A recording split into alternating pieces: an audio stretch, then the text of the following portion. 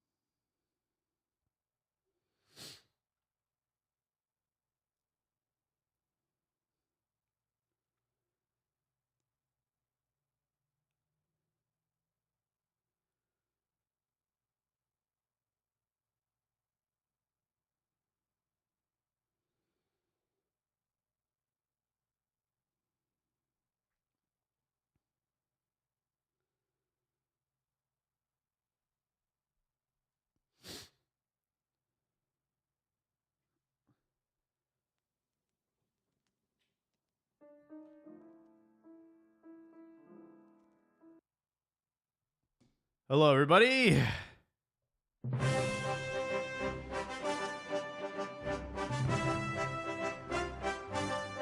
Hello, everyone. Welcome back to Cantina MX Football Podcast. We're on episode 462. We finally have our 10 candidates to lift up the trophy in Liga MX Clausura 2025. 4 of them will be participating in the play-in very shortly. So we're going to be talking about that and reflecting on the regular season. We are proud to announce, before we get going, that we have articles being posted on our website, cantinamx.com. Check them out. We have a couple just to get going. And I already talked about Chivas's season and how disappointing it is and how I hate that we are getting used to this type of disappointment week in and week out. But that is unfortunately the reality of the situation. We'll try not to linger too much on Chivas. I know this is a Chivas heavy pod, but hopefully we can get some positive energy going for these play-ins. It should be interesting with Pumas playing Juarez on Sunday, April 27th at 4 p.m. And then Monterrey playing Pachuca also on Sunday shortly after at 6:30 p.m. It's been an interesting season. We've had some newcomers into the mix. I think we can all say that Necaxa has been the biggest surprise this season. Larcamon continuing to work his magic despite limited budgets and limited pool of players. He finds a way to get into Liguilla every single year. Every team that he's coached, he has successfully gotten them into at least the play-in, which is very impressive and might be one of the candidates to replace Gerardo Espinosa over at Guadalajara. Let's just start there. I know I have Habibi. Maybe he's not ready to talk yet, but feel free to chime in on the conversation. Chivas were eliminated from play-in over the weekend. All they had to do was win their match against Atlas. They even had somewhat of a home field advantage. They played in El Jalisco, which is a lot more accessible to get to if you're in the city of Guadalajara than Zapopan is. It's right in the heart of the city, and it was originally Chivas' home for quite a long time. However, they failed to capitalize on their end of the bargain. Tigres handled Pumas quite comfortably, and all Chivas had to do was win. They couldn't even do that, and because of those reasons, they have been eliminated from play-in. And honestly, I think they've done a lot of the fans a favor. No, don't have to worry about stressing out over playing and Liga and getting your hopes alive. They've been dead, so we don't have to worry about that stress. We can sit down, relax, and enjoy the Liga like every other fan. Joel, I think I see you. Welcome to the show. Hey, Jaime. Hello, Danny and Habibi. How you doing, bro? I'm good, man. I'm good. I wasn't expecting much from Chivas this season. I said at the start, if they if they qualified to Liguilla, they would have had a good season. Ultimately, they fell 6 points short. That's kind of been the story of Chivas. If they're fighting for a top, I'll say like a top five, or top nine, that's always been how much they're off by 6 points, 2 games. I believe they finished minus 3 goals, Mm-hmm. and that's the other main story for Chivas, which has been they just not able to score goals. Uh, Chicharo was a major bust. Puli is like on one leg. That's and I think Cowell was injured for later part of the season, so I think that ultimately hurt Chivas a lot.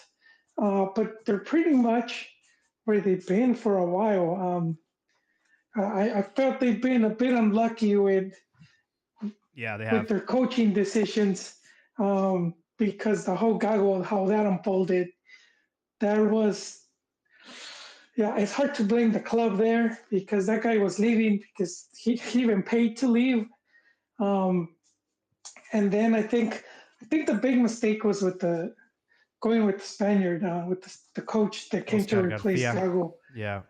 Yes, and I think it was a mistake in the sense that there seems to have been a rift with the Spaniards that stayed behind, the leftovers from Fernando Hierro, because they all left. People say it was due to results. I think not. I think there was something happened. They just decided to part ways, and that ended up hurting the club. And then to me, it was a logical choice to bring this guy in. He was just not. He just didn't have what it takes. Um, but I do think they should have had a coach already. I think they should have been working on getting one, and it seems like it seems like everything's up in the air. Yeah. So we'll see how things unfold. Yeah. One thing I want to just note is the fact that it had to go to a third factor for Chivas to not qualify for the play-in. On paper, they were tied on points with Pumas with 21. They actually were tied also on goal differential with -3. It came down to which team scored more goals, and Yeah. so Pumas Ouch. scored 23 and Chivas only scored 18. If you all right, Damn. this is my hot take right here. Oh, I don't think that it's fair. I think it should have went head to head. I think that should have been the deciding factor because Chivas did beat Pumas, and I think they deserved because of that to get the little leapfrog over Pumas because if the fact that you're tied on three things like goals and points, like that should have been the third deciding factor. Like, what's your I head to think head that's the record? fourth. I think head to head is the fourth, Yeah, and I can see why because ultimately it's how you did against all of the teams, not just against that one I team. guess that's fair. You know what I mean? I'm not trying So, to, yeah, I'm not trying to defend wait, the poor season we had, but wait, Jaime, and I think after the head to head, if that was, let's say, those were scoreless draws. I think it's a coin toss wow, after that. that Yeah, that would have been I'm crazy. pretty sure. I remember this. I don't know if it's ever been done, but I believe that's the tiebreaker there would be the coin toss.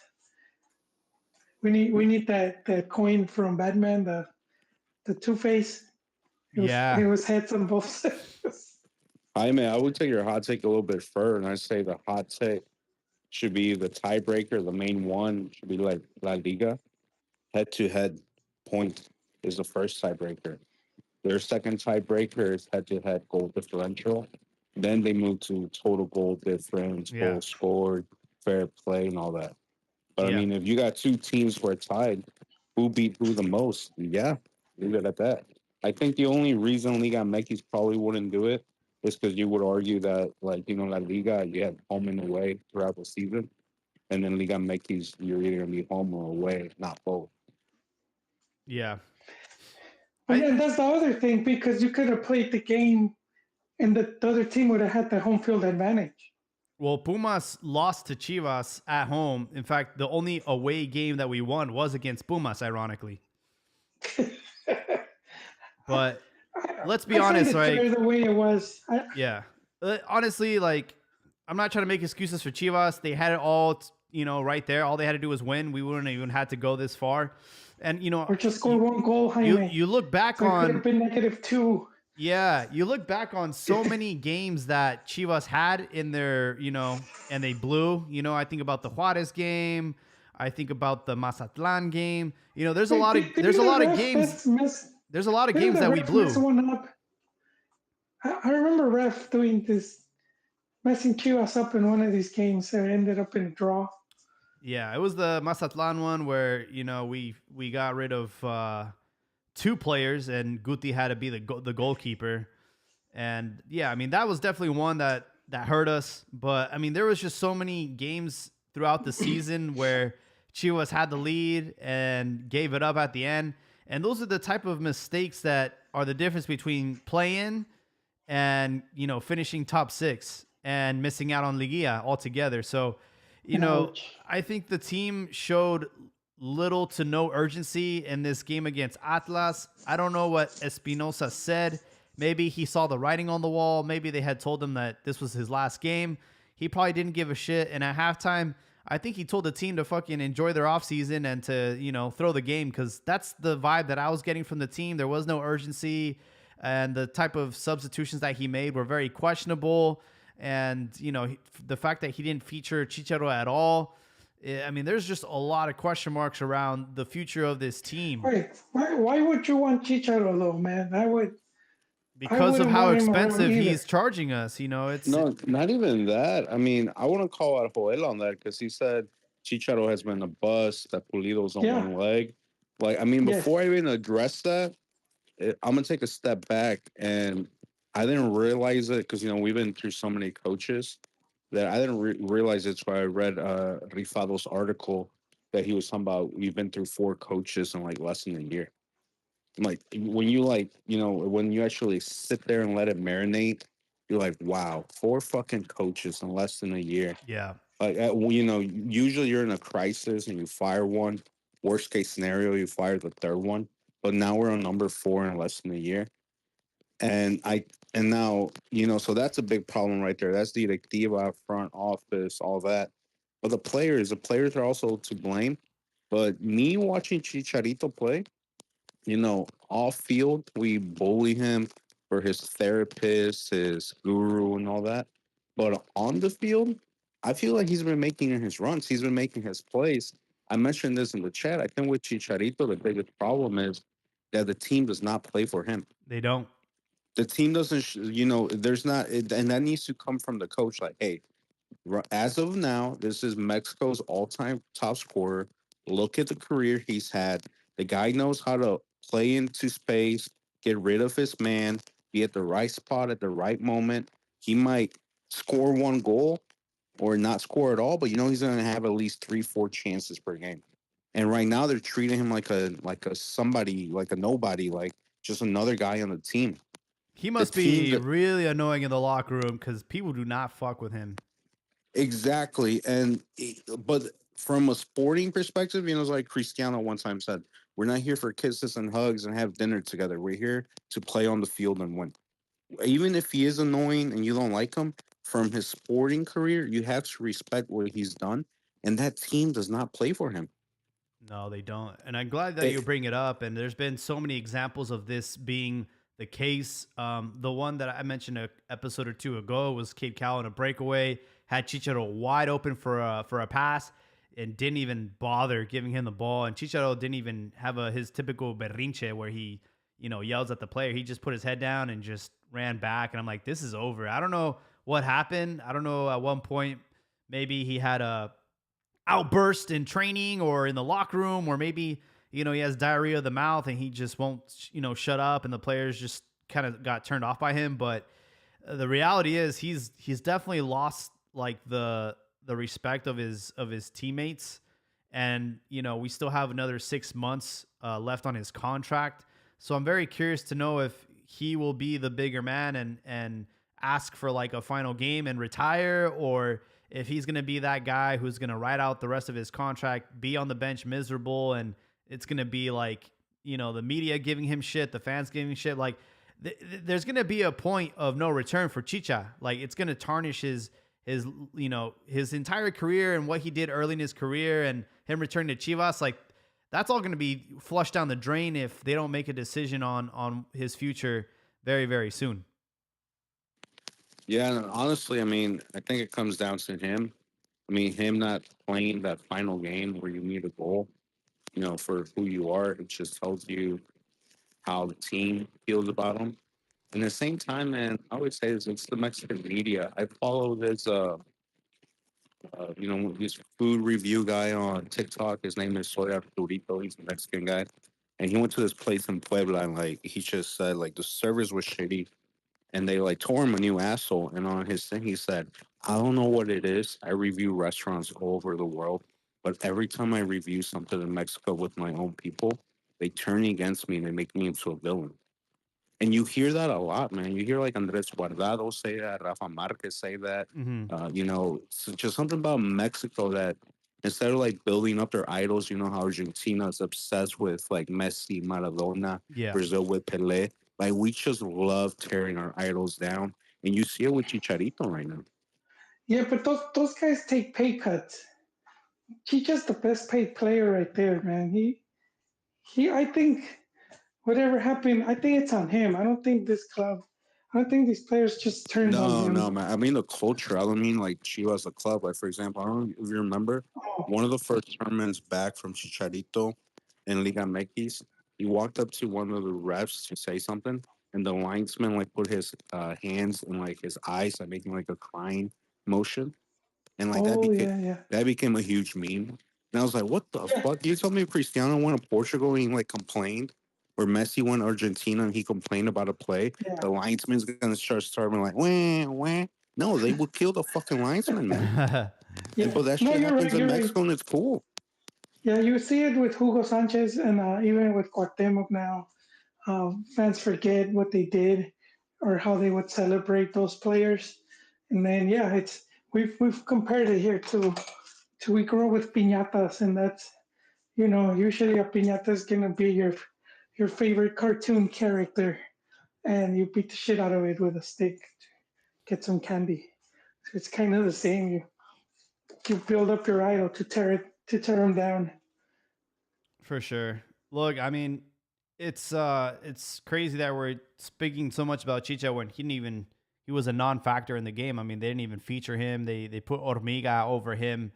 So, we'll see what happens in the offseason. What we know for sure is Gerardo Espinosa has been dismissed. He has been relieved of his duties.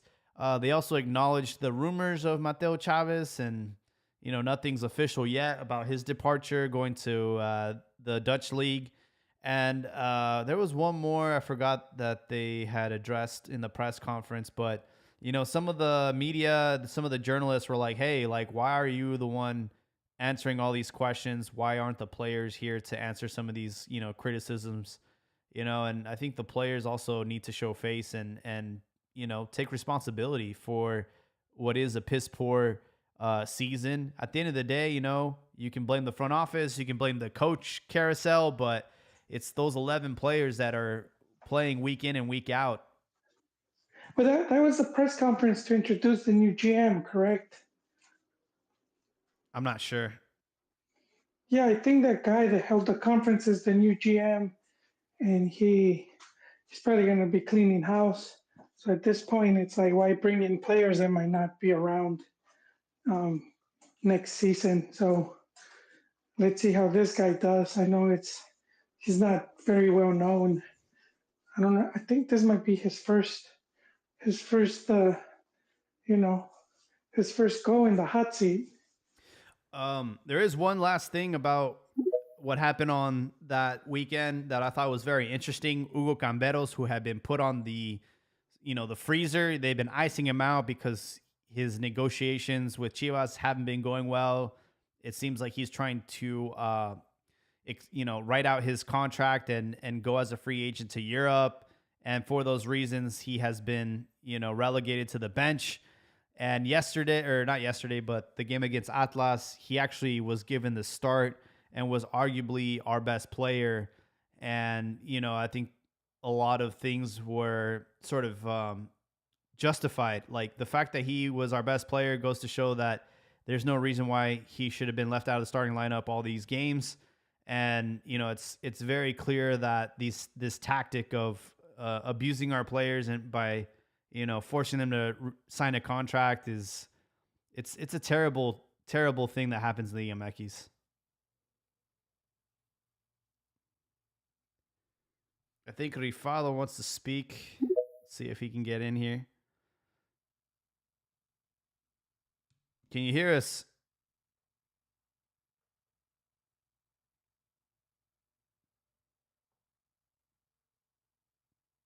Hello. Did I lose everybody?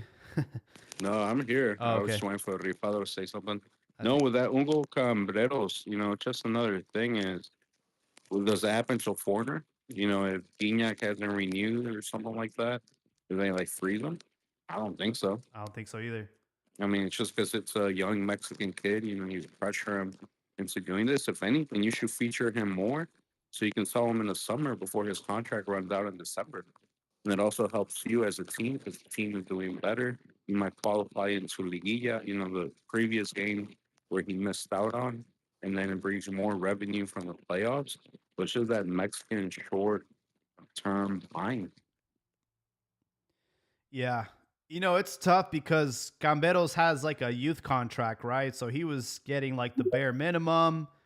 And, typically the team that brought you in and developed you wants to get a return on their investment. So for you to like basically opt out and leave for free is in their eyes like total disrespect. So I can understand like the retaliation, but the fact that they make it so blatantly obvious is absolutely disgusting. Yeah, and Well, also you just have one good season, and it's like, is that really enough to justify, you know, getting a really high contract? And at times going to Europe doesn't mean you're getting a better contract. Their whole thing is you're coming to Europe, and that's their selling point. A lot of these guys will make even less money, so that's what makes it difficult a lot of times, and we'll vilify the club, but then it's like, why is a player more willing, with a club from abroad than the home team? hey everyone, good evening. How's everyone doing? Welcome, Rifalo. Thanks for having me, everyone. I just wanted to hop in on this Gambero subject. You know, Gambero's when he comes on, when he started this match after like not featuring as much for like a series of matches previous to this last match, he was the best player, right? We just spoke about that. And like where Chivas is right now, they can't afford to ice someone like Gamberos. Like that's a luxury Chivas can't afford, and it's prideful and counterintuitive. And I think it blew up in their face because they didn't qualify for the knockout round or the Liguilla, and so like I think that was stupid by the Chivas administration to like try to play hardball with this kid Yeah, who but do you yes even know they did it? That's the media Bro, it was saying it. pretty obvious, man. This guy was blowing it up Still, for a long time, and then all of a sudden he doesn't get featured. It's kind of suspicious, bro. No it is, way. but I don't know what you guys are Phil's talking right. about. Strong arming and threats don't exist in Mexico. That's not how they do business, right, Joel? Joel is right in the sense that we cannot like 100% say that that's what occurred. But like Yeah, there's Jaime, injuries like too. like Abdia said, we know better. Like there's a trend in this league, and we all suspect. Who name three players that got No, bro, strong that armed definitely and that happened we even because have proof that it Fabricio happened? Romano, Liga Meki's version, the Argentine guy, Cesar Melo, whatever his name is, he basically insinuated that was what was going on. Well, yeah, that's part And of you it. look at the stats, you look at the stats. He's playing every game, and then all of a sudden he gets dropped with no excuse. And he's one of your better players, and there's rumors of him going to Europe. Obviously, I there's a think, reason why he's no longer playing. yeah, but that's part of it too. Like when Almeida was at Chivas, every time he was sucking ass, you would see a report that a team from England wants him and a team from Spain wants him. It was all bullshit. And then no teams he never even got those offers. And that's just part of the game where you utilize the media to create a story. I, I'm not saying it didn't happen. I'm just saying we really can't just blame the front office because there's rumors. I mean, you because that's what they are. They're not giving any concrete proof. At the end of the day, I think that the player will say it. Eventually, he will say it. We see these pots now. These guys open up about everything, and I think he'll ultimately say the truth of was he being frozen out. I think you touched on something that's interesting. Circumstances dictate that we have to make these assertions, like these assumptions, because we don't know. They won't say until like some time has passed, and we won't know for sure until then, and that's unfortunate. But that doesn't mean that like that we're not all privy to what's going on, and that's that like Chivas can't create consistently. They rely a lot on Piojo to make something out of nothing. They rely on like these like scrappy goals, like coming from a little bit of luck, and someone who can take on their man and create something from nothing, which is what Hugo Camberos has demonstrated.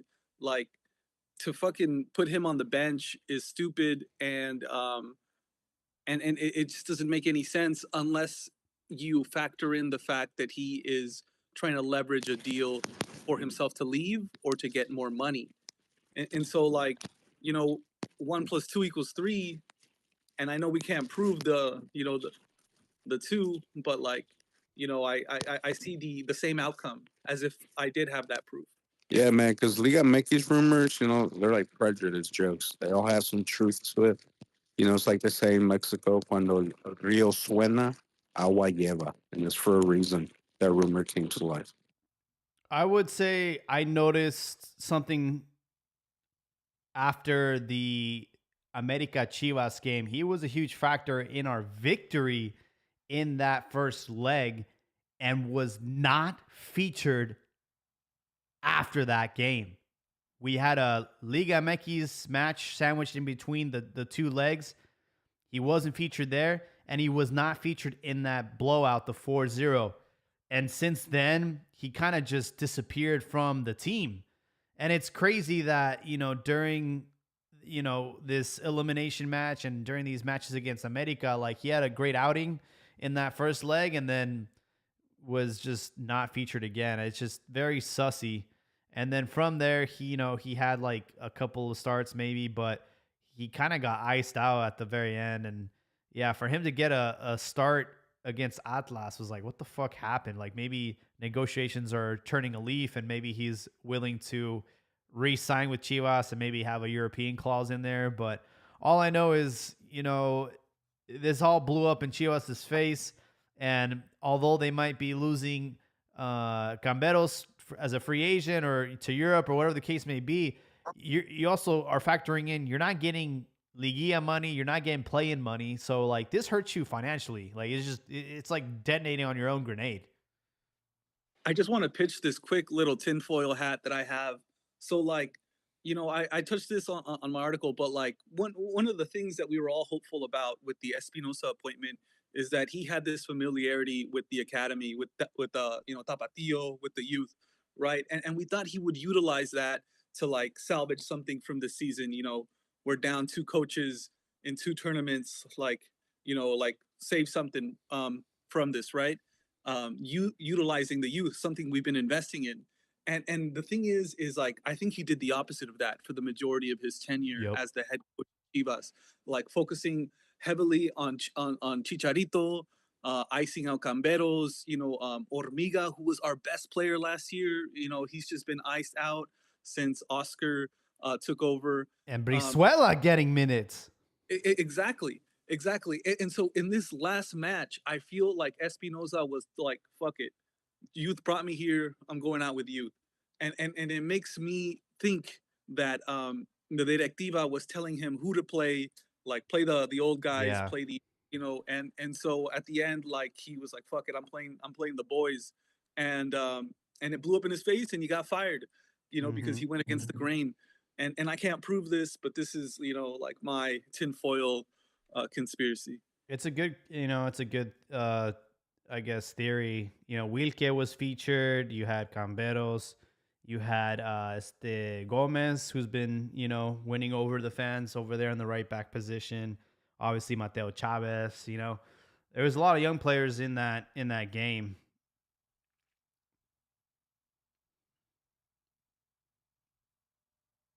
Yeah, a total of 7 U23 players, and Chivas.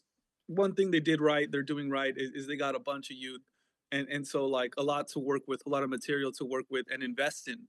We got to grow these guys right and make sure that they develop into the players that we need them to be.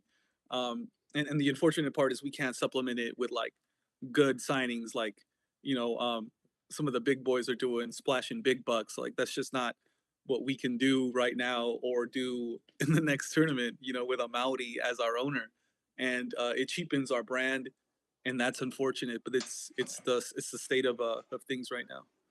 Yeah. Yeah, and that's the other side of that token is you just can't be upping up a player's contract as soon as he has like one good season.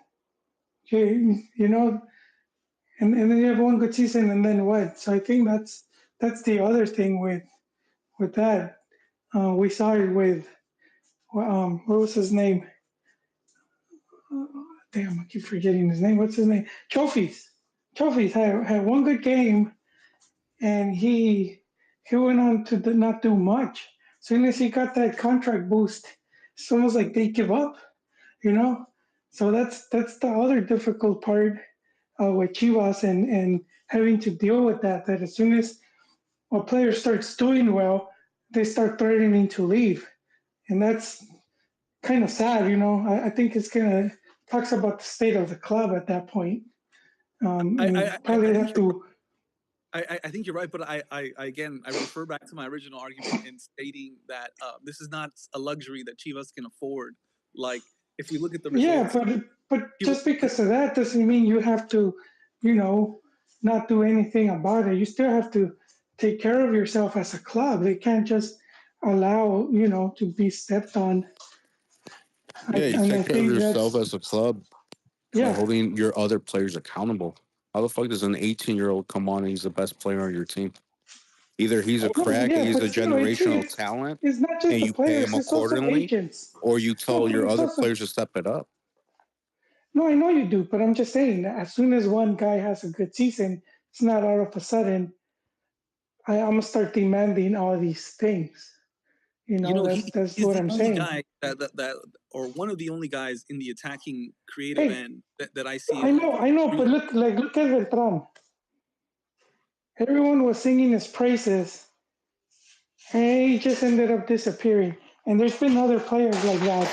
And I think that's part of the whole Chiva thing, where as fans are just thirsty for someone to come up. But we've seen it with a few players where they've been the best thing, and then they fizzle out after a while. Um, so that's why it's not easy. I'm gonna say. And I'm not saying these guys don't deserve anything, but a lot of times this you could have a really shady agent, and they're gonna screw you over. And it's that's the other bad thing about it. It's not always just the player. They could just be ill advised. But let's focus on the player. Let's put ourselves in the shoes of Hugo Camberos. You're at a club historically big, in dire straits, been trending downwards for about 3 years now. like you have to like look at like your own trajectory and take care of yourself and find the best solution for yourself. And that might be in Europe. You're 18 years old and you're one of the best players at Chivas. You know, like I'm not going to criticize this kid for advocating for the best deal for him and his family, and possibly facilitate a move to bigger and better things. Yeah, but You that's know, the whole thing. Going to Europe doesn't mean it's automatically better. You could go and then not even play. Especially if you leave on a look at the majority of these players that left on free transfers. They all came back within 2 Yeah, but years. that tells you the state of Chivas that the players at the youth level in the first team, the first opportunity they get to leave, they take it. As opposed to back in the day, it's like, I'm in Mexico, I'm fighting for a title, I'm on a top 16. Why am I going to go to Europe and take a pay cut, make half the money on a not so Yeah, great team? And right now, the fact that players actually see it's like, as soon as an offer comes in, yeah, let's go. That tells you about the Chivas situation, and that's on ownership. That's on yeah. the front But I mean, office. but I wouldn't say 3 years because they were semifinals 2024. So it's not like it's a team that hasn't qualified to the playoffs. They're just they're just not that as was that they're trending downwards. So like, let me show you this. Like so last season this season they ended in 11th place, right? The previous tournament, they came in ninth. The one prior to that, they came in sixth. Prior to that, yeah, fifth, and prior to that, third place. So like you see, there's a steady trend downwards, Mhm. right? And yeah. that's consistently bad. Which it sucks for me and all the other Chiva hermanos, but that's the trend. No, but see that's also exaggerated. I mean, it is because Exaggerated. Went from it third is. out of the To Liguilla. 11th, third to 11th. It's No, not but because it's backed by numbers. Each tournament you got no, worse. How's where that you make it seem exaggerated? like the team is doing really because the They main are. thing with it it comes down to like investment. So that the club just doesn't have that where they can compete with the other clubs that can just season after season put more money and Oh bring in my better goodness. Does players. Mauri pay you to say these things? Does No, he that's the give you like reality of it. free That's just the reality of Free it. Omni Life products? Does he hook you up No, with? What do you that's mean just the excuse reality this? of it. The The reality, and that's reality. the ownership's responsibility. The bribe is one torta ahogada. The reality is the one of the best Liga MX players this tournament, Alexis Vega, was one of ours not too long ago, as was Canelo Angulo, as was a lot of these players that are flourishing elsewhere. So I think that Chivas have had really good squads in the past, and they just for some reason they can't get their shit together, or the coach carousel continues. But we haven't seen a solid, serious Chivas project since Hierro left. Okay, well, just to address that though, I mean, that can be a little bit of clickbait though, because Alexis Vega is not the same Alexis Vega when he's a lot more older, he's a lot more mature. He's already been to a World And Cup he's healthy. and he's healthy. I mean, but you can't compare World Cup, family man, Alexis Vega, how Also, the old environment. he He's is now, surrounded by to when Paulino. he joined the Chivas and he was partying, getting drunk every day. Like, obviously, it was Chivas' fault for not nurturing him and putting the veteran players around him to, like, guide him and take him to that next level. They expected him to walk in as a young, drunk party guy and just, like, be the savior of the team, like if he was Ronaldinho at Barcelona. And it's not the case. I'm not sure It what Chivas did wrong there with Alexis Vega and how they fumbled so badly, because gave him too much money and made him the main guy on the team at a maybe young you age. think that's what it is. Like, I don't think Q was messed up. I think the player messed up. I don't think he could No, handle you the gave a spotlight. party young kid. You're like, here, you're the main guy on the team. Yeah, You're Also, a but like star. he You're a was best. worth that You're though. a best hold on. paid player, But you said it He and you last gave spent week. him like no 2 years as experience. a You backup. said it last week, Habibi. He's not the main dude at Toluca. He's not expected, so he's more comfortable with Exactly. just So if he's not the main guy yeah, at Toluca, why would we make him the main guy at Chivas? That's the whole point. because he was because at that. Chivas Because there he wasn't any that's what they're surrounding called to be. cast. That's my point, and that is And the he was office's in fault. many That's not but his in many fault. ways. It's not his No, fault I that know. Chivas thought he should be the main guy when even Toluca is smart enough to not make him the main guy. But he But is the main guy right I now don't at think Toluca. I don't think you get made. I don't think you got like Paulinho's a cooking, signed. bro. Paulinho is It's cooking. sort of like it just happens. It just Yeah, happens. Like if Toluca already you had a very strong project yeah. when Vega arrived, and then he just augmented that. But I do want to point out that at Chivas, Vega had serious knee injuries, and I'm gonna say it takes about 2 years to truly recover from an that. ACL like knee tear. Yeah. Well, And he so arrived injured exactly, or Well, nursing the injury. He even injury. admitted in a pod. But he had And plenty of time. Toluca played us in that sale, man. We paid a lot of money for him, and he was damaged goods. Yeah. Also, our medical staff really dropped the ball there. Like they knew Fuck, or dude. they didn't know. We Are you were making it worse, Riff Raff? I don't think our medical Why- staff is good at their jobs. You know, they You carved rubbing up salt in my JJ Mack wounds. like a turkey, and look how his career turned out. He's JJ Max still at Chivas training. Just send him to Toluca, man. I It's heard the Guys, opposite. JJ Mack on I think Ahora o Nunca or Fútbol Americas, and I really liked what he had to say. I wouldn't be surprised to see him make it as a commentator, English or Spanish. Chavos, really quickly, this is starting to sound a whole lot like Chivas doesn't know how to run a football institution. No, Is that what I'm tampoco. hearing? Come on, Wait, they made a no fun the mames. same. Si It's your not that front of I the agree bad. house with la that. caga, I si agree with that tu comment. cuerpo médico la caga, si tu ownership la caga, no mames, güey. ¿Cuántas excusas haces? Neta, se me hace que te Well, sí están la dando cagan, dos pero tortas no ahogadas, güey. siempre. No, they've done some good things. It's not like they just continually messing up. I mean, ¿Hace you guys are cuándo, abuelo? forgetting. Look, Dude, the best thing Amadi has done Amazon, was to bring on Amazon, Hierro and let Hierro win. wait, look, That's the best thing Amazon he's done. deal. He's not getting an Amazon deal. Ok, ¿y cuánto le tuviste que The team- pagar a Televisa? Well, out of that was contract? that was a lot of mess that happened before he took over. That was Higuera. No, wait, no. He That said, was yeah, him. yeah. That was No. the Amazon contract because they weren't supposed to announce it. Oh, the announcing thing. Man, And that's then just you had to Televisa pay it. messing with Chivas, bro. No, güey, that's the All front the of your time, house yeah, it being un was. montón de pendejos que no saben cómo hacer I mean, they were negocios. right to do it, but that's just straight up hate. But that's okay. They're rivals. They're supposed to hate. But the jersey deal is supposed to be a good one coming up if it does happen with Nike. That's another. It's going to be another good thing for the club.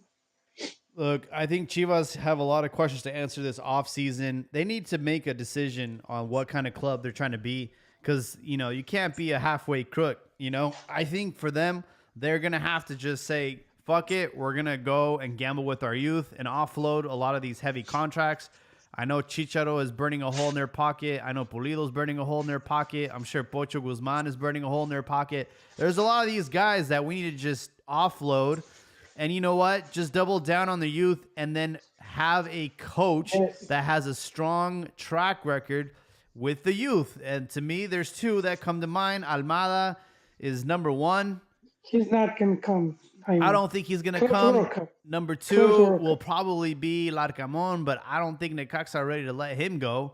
And, he's got a Liguilla that he's going to be fighting for. So, Chivas need a coach now, and I don't think they're going to wait to see what happens with Almada in the Club World Cup or Larcamon and Liguilla. So, who's available? Siboldi? I hear Siboldi. I hear Jimmy Lozano. Bro, if we get Jimmy Lozano, I am no longer a Chivas fan, bro. He knows you. Hey, Jaime, I just have a really, really quick question. Before you got married, how many times did you go back to your ex? Porque no mames, güey. All that we ever hear about is we want Almeida back. We want Almada, güey. Almada. Me vale vergas. I was Not Almeida. No. I don't want Almeida. I want Almada, Pachuca's coach. It's like when you name your daughter after her or some shit. Damn. Well, what is Arcamon's contract with Necaxa? 1.5 mil release clause, bro. Fucking man. chump change. Come on, dude. Bring Almada. It's proven. You know why I like Almada? Because he won. He had trophies. Trophies was cooking. Trophies got fat again. Almada threw him out the team. Trophies comes back and like wins a title with the team. That's the guy that ain't tolerating bullshit. At Chivas, it seems like they'll beg him, "Come on, man, think about it. You should lose some weight. Like, it'd be pretty nice if you could help us out." And he said, "No, you're out of the team. Go train with the U20s. It's over." And Trophies won and lost weight, hit the gym. He earned another chance, and then he helped Pachuca win the title. That's the kind of coach you need, man. Arcamon gets a lot of hype for his tactics and all that, but Almada can do that too. Yeah, but he's doing the And Club he World works Cup. with Like the you can't, youth, and he works with you, veterans. you can't They hire give him a him. bunch of high school kids, and he still cooks. The Yeah, problem but is Chivas need to fill the gap now, right? Because they do yeah, have League's Cup coming up in July, and you cannot wait until after the Club World Cup and that situation with Almada. I don't think Pachuca are going to let him go. In fact, he was supposed to leave, right? And then they yeah. decided to keep him for the Club World Cup. So Almada is a pipe dream. We're not going to get him. I think you can. Yeah, and if he has a good Club World Cup, he might get offers from abroad that he might No, that's where prioritize. you smarten up and you sign a pre-contract or something like that. Yeah, Players but can sign why contracts would he 6 want to months stay in before. Megs if he could go abroad? Why stay in Megs at this point of his career? He could always come back. Chivas will be waiting. What is abroad? You usually think he's gonna go from Pachuca to like AC Milan or something? No, he's probably gonna go like from Tampoco, Pachuca to like tampoco, Saudi Arabia or like tampoco. Well, Pachuca they to pay him triple. They Mallorca pay or him if Pachuca he to gets that 10 Celta million, Vigo. bro. If he gets that 10 million, then why not? And why not he go to Chivas and coach with Chivas and then Because he he's goes to the not getting national nowhere team near. and he You're goes to not the getting national anywhere team. near that oil money. But that's what you're assuming. That's what you're assuming. Assuming, And who well, says he if wants to go to Saudi? the money does, way if He goes it's to that, Chivas. Top money did and Guerrero all the not go to reflectors Saudi? are on him. A Guerrero's over lot of there the smoking reason he habaneros, didn't bro. get the national team job is because he was Pachuca's coach. If he would have done that Chivas where he was doing at Pachuca, that national team job his would have been guaranteed. Yeah, but he didn't get it, and he's not getting it anytime soon either. So that's why I'm saying there's not that much in Mexico. If you could So you're go saying abroad Rafa Marquez for is going to be the him, coach of the World Cup in 2030? no, but you're still talking about like So it means that process might four. fumble. You're still talking about 3-4 years down the line. You want him to bet if we could get a contract or something Bet that better. he goes from Pachuca to Chivas to one of the teams with the most views, most eyes on him, and he's going to get paid well. He don't need it though. He doesn't need it because he's so proven now. So he doesn't need Chivas. Chivas needs him. He doesn't need Chivas. That's the point. I think if you're a Ultimately, and coach, I think every coach in Liga MX aspires to get approached by Chivas. That's just me. I think they no still. way, no. Chivas, América, That was 20 Tigres, years ago, man. Monterrey. No, I still Not That's think. money Chivas, not one. I anymore. still think when Chivas come knocking, dude, a lot of these coaches are like, it would be an honor to coach Chivas. I think Larcamon has spoken, highly of Chivas. I don't know if Almada has ever acknowledged it, but you got to know, like, it's a huge step up from, Hidalgo and Pachuca. But I don't know, man. I don't think he's going to be moving anytime soon. I honestly think realistically, we're we're going to end up with my Tocayo, bro. We're gonna end it with Jimmy Lozano. I heard there was Bronze medal. He has a the bronze medal, Jaime. Atletico San Luis coach. I heard about that one. What's Marcelo Bielsa doing nowadays? He's still at Uruguay, isn't he? He's not coming either. I don't think so. And Jimmy is such a terrible choice. I think he's like the regen version of like Profe Cruz. I know Profe Cruz won a title with Atlanta and stuff, but he's the big moment. Ambris is free. Oh No, not on fuck no. BC, We've already man. been through that, dog. Why you been through that? We already gave a brown guy a chance. Sorry, I'm not a believer of Nacho Ambriz. Quique Setien, man, also available. Who? Quique Setien, the Spaniard, he used to do good at Betis before he fucking Oh, died at Barcelona. I He's don't been know moved. about No, that, we man. already traded we're too not much doing no of more our Spaniards, gold dog. for mirrors. We're done. We have been. I just give a guy that's proven in La Liga. Liga Mexico. Armada. The guy. It's the obvious one. It's the one. The rumor right now is the strongest rumor is what?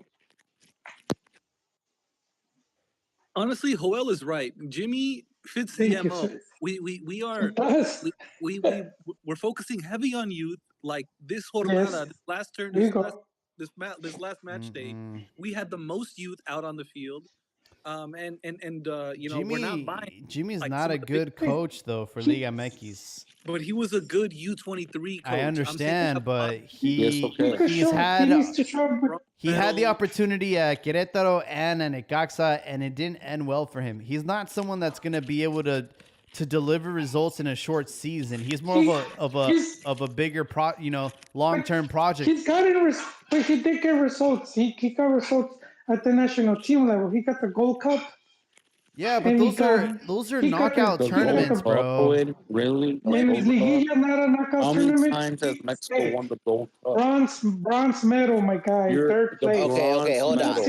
He Hold shows on, up It to ain't the bro. a French gold with the medal. bronze It There's ain't a a medal. difference gold medal. between like That's all you gotta do. three Just group let me state. Here's Dude, my credentials. look. I'm not dismissing what Jimmy has done at the national level. Like I get it, you know. But here's the thing: this is not like a knockout tournament style thing. This is 17 or 16 regular season matches. You just gotta finish ninth, But he's and then not you're in the someone that has knockouts. done well with when he's given the opportunity at You Querétaro said it Well, Necaxa. yourself. I haven't seen his teams to judge him because I would like to see what kind of team he had. Sort of like Piojo when he goes to TJ and he has a crap team, and we're gonna judge I Piojo on No, that. fuck We Jimmy. So that I'm happens gonna a tell lot. you Where you why end up fuck with Jimmy. we are at the mercy of circumstance in the sense that we can't get who we want, which is Almada, because of circumstance, right? He has the other obligations. Other, maybe our top picks have other obligations. We don't have a lot of money. We need a stopgap, right? We have Leagues Cup, and then other people that could do well aren't available, and so maybe the best option is to bring someone in who is good and available now. Okay, why is this That's the second stability. time I hear we have league stuff? Why is that all of a sudden important? It's preseason, baby. That's all it is. The thing Why is is everybody so though, worried about how we doing league it's stuff? not necessarily like the Prestige or Leagues Cup or anything like that, but you aspire that by July you have a coach and a project in motion. You don't have to have a final product by then, but you got to have someone in seat by then. That makes sense, but at the same time, it's that's best case scenario. But if you have a coach show up a few weeks before the Liga MX starts and he gets those jornadas out the way and starts ramping up to Liga, why is it a bad thing? My problem with Jimmy is the same problem that Tigres had with Pauno, the body language. If you Yeah. look at Pauno, they wouldn't let him join in the huddles. They would push him to the side. Jimmy with Mexico, the same damn thing. He's got Edson no Alvarez would push him yeah. out of the way. Edson would take over las charlas, and Jimmy would just be standing there like a fucking cut. So, yes, he did great with the U teams, but it's shown from the body language in the meetings, in the huddles, that he did not control the locker room like the veteran players did. I agree. So why would He doesn't have the backbone or the character to control a locker room that is Chivas. exactly? And all I hear is bronze medal, bronze medal. Okay, bronze medal or U23 team with only how many good teams? Brazil, Mexico, and 2, 3 more. Everybody else was bump teams, and that bronze That was a medal. sick ass Japan team. I mean, Well, I there's a Japan is sick whole. as hell in general, and that bronze medal, the majority of your players they were playing first division, which is great. So you But have you that know big what? advantage. He But wouldn't be alone he's though. not that guy. He's not that guy. Yep, yep, yeah, but The other there's a thing to point out, there's a whole directiva, man. espérate, Joel, For espérate, before you keep sucking them off. Another thing to remember, because you keep talking about, no, güey, la Copa de Oro y quién sabe qué, the Gold Cup. Let's not forget, every country that competed in the Gold Cup took a B team, except for Mexico. It was well documented. Even we spoke about it, how it was a watered down Gold Cup. We didn't even play because USA in that everyone final. else. Exactly, because everybody else was taking a lesser squad. So no mames, güey. And if you really want to like encapsulate the whole thing, ¿Cómo fue el gol que se anotó? Because we won by 1 goal. It was a 1-0 win. Santi. He got Santi to score. See, De panzazo. Exactamente, güey. Y eso no es porque estoy puteando a Santi. Es porque estoy hablando de cómo fue que jugó esa selección para que tú estés aquí mamándole la verga. No mames, güey. Yeah, team was like shit. They lost to Qatar, barely beat Qatar.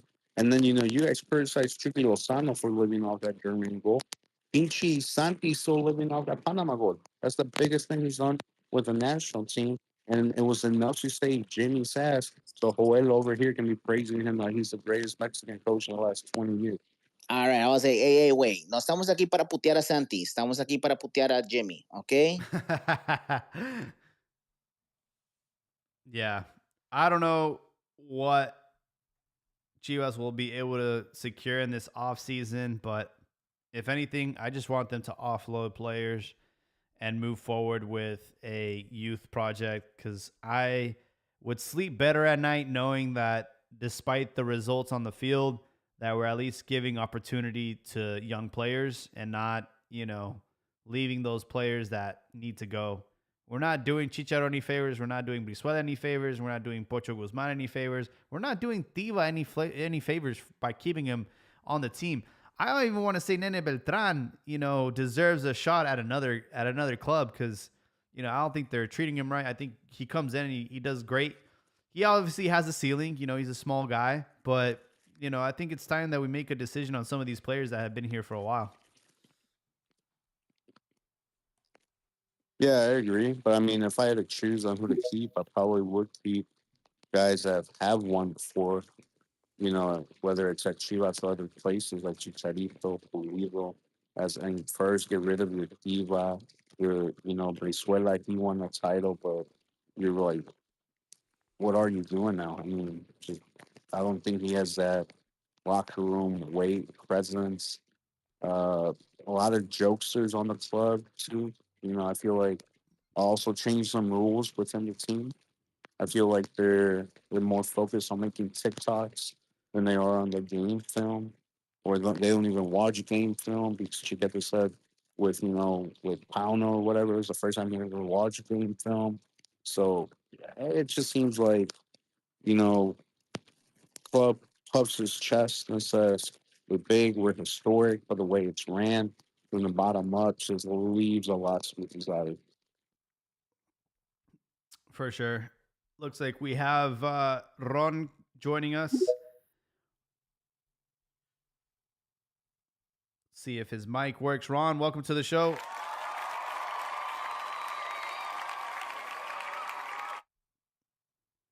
Hey, how you doing, guys? Just listening to you guys rant. I'll be quiet today. I'm really enjoying this. Thank you, guys. Yeah, well, shifting gears, America handled business quite comfortably over the weekend. However, they finished in second place.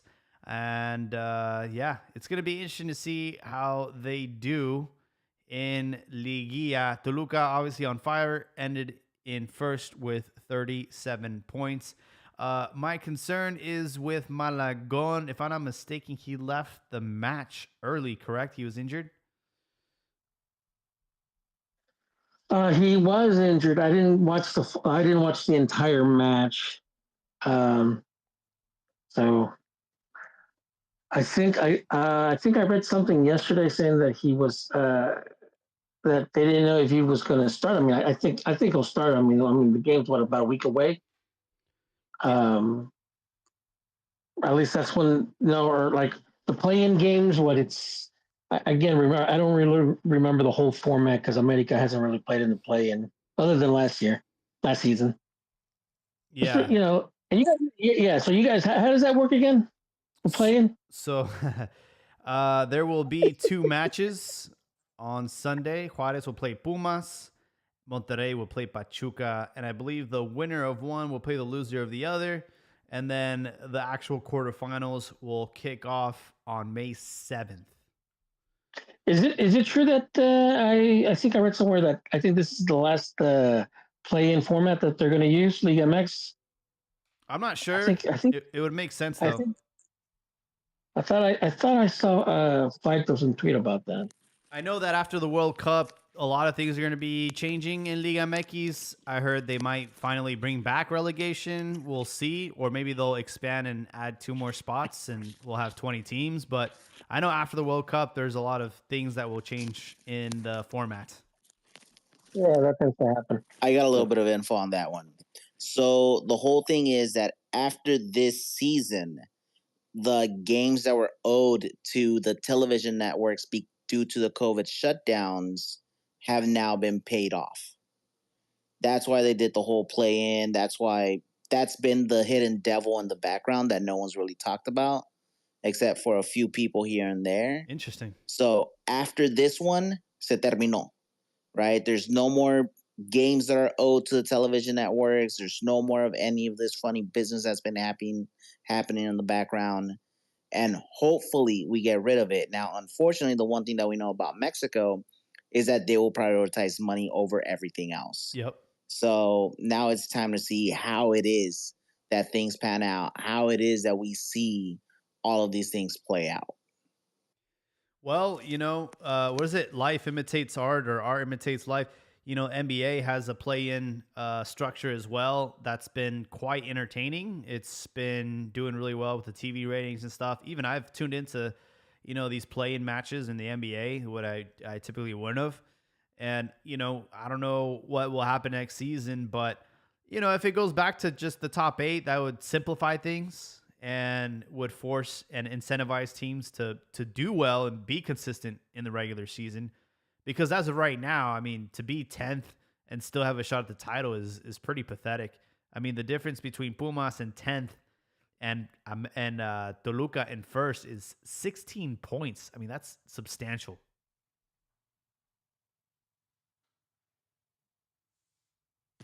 Yeah, but I feel like playing's getting a lot of hate. Even the NBA, Trey Young came out the other day and said, "Why do we have to play so many games? Just go to a plane. Like either you're good enough to be in the playoffs, but like we all know, it's all about the TV ratings and getting that money." Yeah, I think a lot of things happen in the regular season. In baseball and in NBA, injuries, right? So it gives teams like that second win, that second chance of getting a chance at the playoffs, despite some of the fallbacks that happen in a very long and grueling season. Real quick, gonna say some comments from YouTube. Disco Fever, welcome back. Says Chivas is like Tottenham, pretends that they are a big club but are a complete embarrassment. Chivas is at the same level as Ajaluense or that Dominican club that they drew not too long ago. All right, buddy, you're gonna talk shit. Please make it right. Spurs has an empty trophy cabinet. Like you could have said like Liverpool from 1990 to like 2018 or something. But how great was Chivas in their heyday? Didn't they win 5 straight tournaments, long season form in a row? Yeah. And how far is this Chivas from that? Very Light long. years. Yeah. Light years. So in some sense, like we really have fallen on harsh times. No, I mean, I think the Spurs analogy is pretty brutal, but when you think about the Big Six in the EPL, Arsenal, Liverpool, Manchester, Man City, Tottenham, Chelsea, you look at Tottenham and like, why are you in the Big Six? Is it because you have money? Because there's no like reason from a successful standpoint, from a trophy standpoint, why they should even be considered the Big Six. With Chivas, I mean, our last title was in 2017, which is coming a lot, 10-year anniversary is coming a lot sooner than we think. And it's been a long time since we were, relevant and have won titles. I think that's 16 tournaments, man. No, yeah, but if I would make a comparison, I would say that Pumas is first and Chivas is more like United was what, like 2 spots from relegation. It's not like they're doing that. They're considered one of the big teams of EPL. Same thing with Chivas. They're considered one of the big teams, but they haven't really been shit for a while. And it is what it is. You know, you can blame ownership, a lot of things, but I'm still gonna say Spurs. Man, that's brutal. That's more like You know, if I Pumas. had to make a comparison, it would be to Athletic Bilbao, except that we haven't reached that level of irrelevancy yet. Like, Wow. I think Athletic Bilbao hasn't won a league title in like close to 100 years, but like they used to be really big. Like, the goal scorer trophy, the Pichichi, It used is to be named 100 years, after. mate. Nah, it's but No, what I'm saying is they used to be really good like Chirip, 100 years ago. You know, the Pichichi is named after a Bilbao player, that's and, like the and amateur so era. like, but like you know, they also have a handicap, right? They only play with Basque players, and we only play with Mexican players. Our handicap is less brutal as theirs. I think they have a pool of like 500,000 people. You know, like it's Yeah. and they've never like been relegated to the second division. So in a lot of sense, they're successful in another way, but they used to be one of the dominant forces in La Liga, and now they're not. Same thing with us. So if I had to Yeah, make any but the comparison, Chivas did reach a final not that long ago, and they're gonna be playing the one cup. That's what Habibi was saying. Like, why does it matter? Well, it matters for that reason. It helps Chivas stay relevant. You know, the I cup's would not I would exactly agree with you. Libertadores, I would and even agree So, with you. so Only 20, I'm sorry. Go ahead. about 20, 25 years ago, Hoyle, you may remember the series. It sounded like it was a porn series. It was called the height of passion. All right, and it was a series, and it went on for 2 weeks. Right, I think if I recall, there was 10 episodes, and um, and there they like basically like one week was just really just random random history about the game of soccer, right? And then I think the second week they showcased like the rivalries, Ranger Celtic, Boca River, Sao Paulo or the Flamengo, right? Santos. Oh. Flamengo And Fluminense. no, not Santos. It was the Flap. The Flap. Yeah, Fluffy. and Yeah, then that's the main one. and then I think the last one that they showcased was America Chivas. And I remember I was actually watching that with a friend who didn't really know much about soccer, and so we were watching Did the that, porno music? Did the porno and I music? re- and I remember because he was asking me, he was asking me because he really liked the series. Like he didn't, like I said, he had just gone He into. heard the music and joined you under false pretense. So, so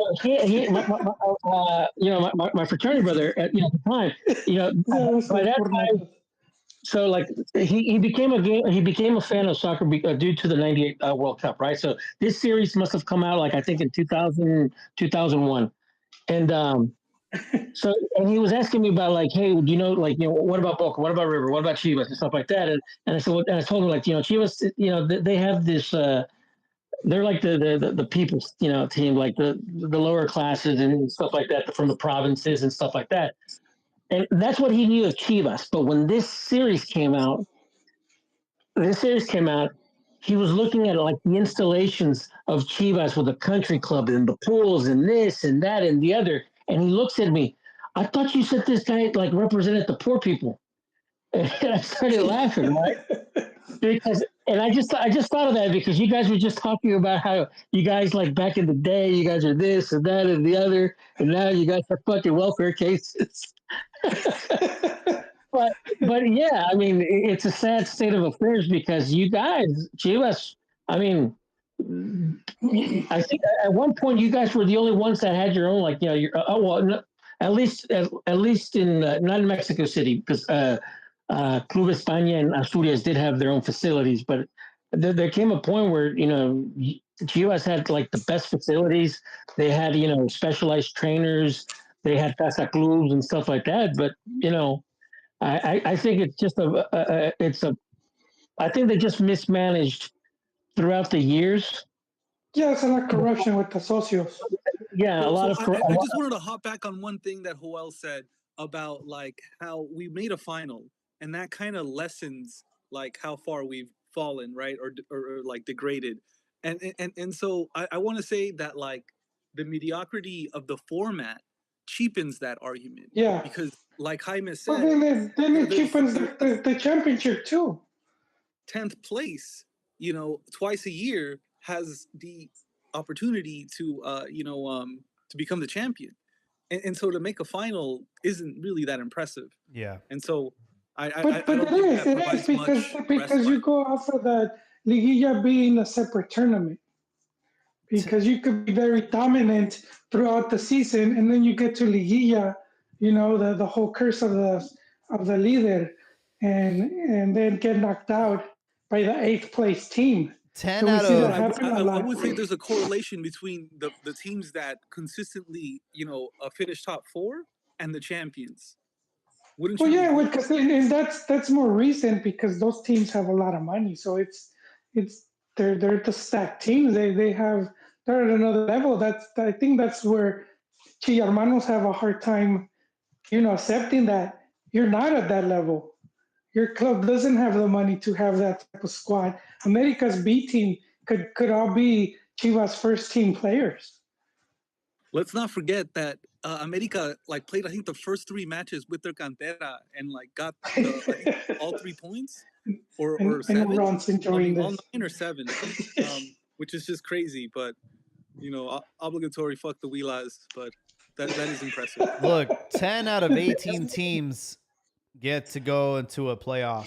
That's more than 55%. You know what I mean? Like that's not Yeah, impressive. That's like taking a class and, the teacher tells you at least half of you will pass. I dislike Liguilla, but you guys are making me defend it. I think what the other thing about Mex that we can't discredit is it's one of the few leagues that is pretty even top to bottom. Most of Yeah. those leagues, you'll see the top teams completely dominate and destroy, and you kind of don't have that in Liga MX. Even the weakest teams can put up a pretty decent I was fight. I was going to say Santos that. disagrees with you. Santos says you're full of shit. Well, that's a whole different case right there, man. Santos, what's going on over there with Junior managing the club and whatnot. But still, besides the just see how many teams, how far we're from qualifying to play in. And then when you see the points, there's rarely a big stretch of points like how you'll see in La Liga, in this or some of these other leagues in Europe where they win the championship 4 or 5 match days, weeks. I mean, match weeks ahead of time. In a Yeah, but that's also due to the lack of ambition that you have when you got Mickey's. In those other leagues, you have the pressure of finishing top because you're considered big clubs. You have to win a pressure, what's title, in that or you away? have to go to Champions League because it brings you more money, or you go to Europa League, or you get relegated. Wait, And then Almeida couldn't afford one Real Madrid player from the starting. in Liga That's Mekis, not your only ambition. That's just being ambition is to broke. finish top 55% and then start getting heated up during Liga. There is fines to be paid for the lowest performing teams. Do they get paid though? Do they? Do they? I mean, Have we ever seen proof? they kept talking about how, Santos and there was a couple teams that are supposed to pay fines for having terrible seasons. I just want to see. I mean, I wish there was some transparency to see that money actually being invested in La Liga Expansión. Because like Santos, they had 14 losses. I don't even remember the last time that team had 14 losses in a season. Like Yeah. 14 out of 17. Like, what Yeah. the fuck? And Puebla not that far behind with 12. I mean, that is just And what's embarrassing. scary is they only won like 3 games less than Chivas. Chivas won 5 games. Santos won 2, bro. O sea, we're not that far from the bottom either. So that's why it brings up my point that, we argue that Liga MX, is more competitive, more evened out. To me, it just sounds like it's more mediocre.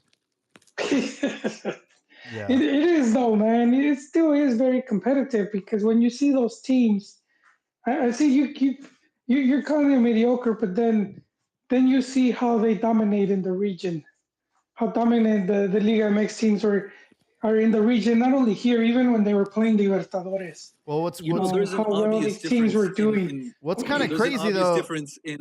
I'm sorry. Go ahead. I'll just add one thing real quick. We talk about how it's very inconsistent, and we have a new champion every. I mean, in the last since COVID and all, right? Like I've never seen so many like bicampeonato. We saw Atlas win 2 in a row. And then America just won 3 in a row, right? So like that's very rare for Liga MX. Yeah, So, like, if I had to compare our league to anything, in spite of the obvious difference in level, I would compare it to the parity of the Premier League. Because, like, let's look at who is in 7th and 8th place. We have Monterrey, star-studded Monterrey, with their big new coach Lopetegui, right? And then you have Pachuca, right, who made it all the way to the final and lost to Real Madrid in the Intercontinental Cup. Just a great team. You have León in 6th. You have Necaxa in 5th, right? And then you have the big guys, the big spenders, Cruz Azul, Tigres, Club America, Toluca, all just concentrated near the top, right? There's like the obvious top heavy four, and then you have some really good contenders, and so there is a lot of parity, right? And so I wouldn't say there's like mediocrity. There is a lot of that, yes, but I wouldn't say like that's all that the league, has to show. wait, you said Lopetegui? Did you say Yes, I thought he Lopetegui's was named Monterrey? I thought he was named the new Monterrey coach. Am I wrong here? Is this just a rumor still? Just a rumor, guys. Oh, okay, I was like, wait, what? De Oh, sorry about that. Michelis Last has time a clause that if he qualifies within the top 6 places, he was able to retain his seat, and if they wanted to get rid of him, they would have to pay his full contract. So he landed in 7th. So if that's his contract, then he didn't fulfill or obligated. Sorry, Yeah. 6 to 7th. It was like Oh, I that see. little wiggle room right Well, there. even if he qualified to Liguilla, I thought they would sack him and bring in another coach just for Liguilla. I thought I thought Lopetegui was all but done. Honestly, I thought it was Oh. already happening. Maybe behind the scenes, like, hey, once this guy leaves, you have the hot seat. Wasn't he the coach that got fired right before the World Cup because he signed with Real Madrid? Exactly, man. And then Real Madrid fired his ass. I think like half the year in. Yeah, they did. Never change Liga MX. Yeah.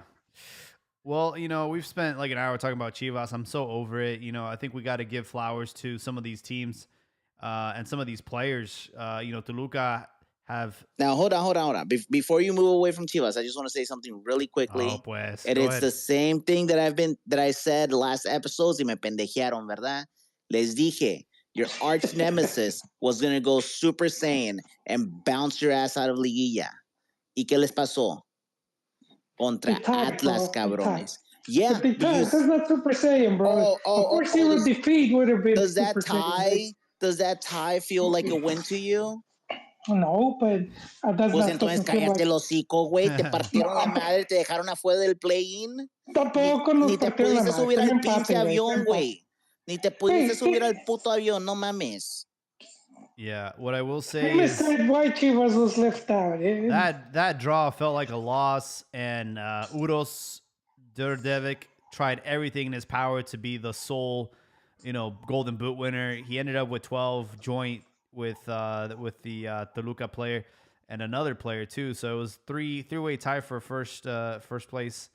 Top goal scorer. Zuniga at Cholos Yeah. is one of the champions, which I thought was crazy given how off Cholos has been this season. But they ended the season 4-0 against, I forget who. Someone remind me. But that was a great game. Yeah. What's crazy is Atlas have never in their Santos. Yeah. So no surprise there. Sorry about that. In their history, have never had a Golden Boot winner, which I thought was a crazy stat. One thing I wanted to acknowledge is that Talavera is looking really, really shaky. He had a play in that game against Atlas where it really looked like he almost like wanted to fix the game because he gave the ball away pretty stupidly, and with Malagon getting injured, I'm like, bro, like this guy's supposed to be like the number 2, for the selección and for the World Cup, and this dude's acting like he doesn't even want to go. And we went from having a couple options in the goal in the back to like we potentially might have to default to Ochoa in 2026. Now we got It's all part of the plan, baby. It's all we part of the plan. we got the coach. I mean, the goalkeeper for what's it called, Pachuca, Moreno. So he's the third choice right now, according to the last call ups. And then who knows? Maybe Padilla will finally come good. There's some young guys in the league. Yeah, we'll see. We shall see. Toluca on fire, first place. Turco Mohamed has transformed this team. It's crazy to think that Toluca would be able to do even better than they did under their last coach, but here they are in first place, sitting pretty. We'll see if they, having to wait a couple weeks for their opponent will take the edge off and maybe even hurt them as they wait for their opponents after the play-in, because they're not going to play until May 7th. That's quite a while from now. America ended up in second, and Cruz Azul, who didn't they play Toluca in that final game? I know I really thought that was going to be there was going to be more in that second half. It was 2-2, but they ended up drawn, and Cruz Azul ended up in third place, tied on points with Tigres, who are in fourth place. Necaxa in fifth, León in sixth. These 6 teams are automatically in Liguilla, and we'll await to see what happens between Monterrey, Pachuca, Juárez, and Pumas. Did you guys catch any of the other matches this weekend? Any ones that stand out or incidents or goals that you want to acknowledge? I do want to shout out the good work that's been happening at Juárez. Nobody gives a fuck about this team, but they're in 9th place. They're going to be playing, I think Pumas. Yep, and they got a good crop of players. I saw some of the game, and this whole season, I've been impressed by this guy who's on loan from Club America, Ralph Orquinho. He's the left back.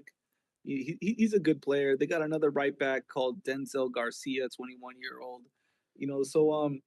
And then we have in center midfielder we got this guy named Diego Campillo del Campo, which is, I don't know, a redundant name, I think, but he's 23 years old. He's a center midfielder, pretty tall guy, 5'11". He's from the Chivas Cantera. I was about to say he's a Chivas player. No, is he on loan? I don't think so. I think they own him. So I'm pretty sure we let him go. But he's played a lot of games for this team. He's a tall guy, good on the ball, and Juárez is doing better than Chivas. And I don't know. Maybe we could have used this guy or add him to the list of kids that do well outside of Chivas. Yeah, I saw a couple of matches with Tapatio, and I was like, oh, this kid looks good, and I want to say he was maybe featured one or twice with the senior team. I was really excited to see him, move into the first team, and yeah, I think he was loaned out to Juárez, but it might have been in a permanent transfer actually.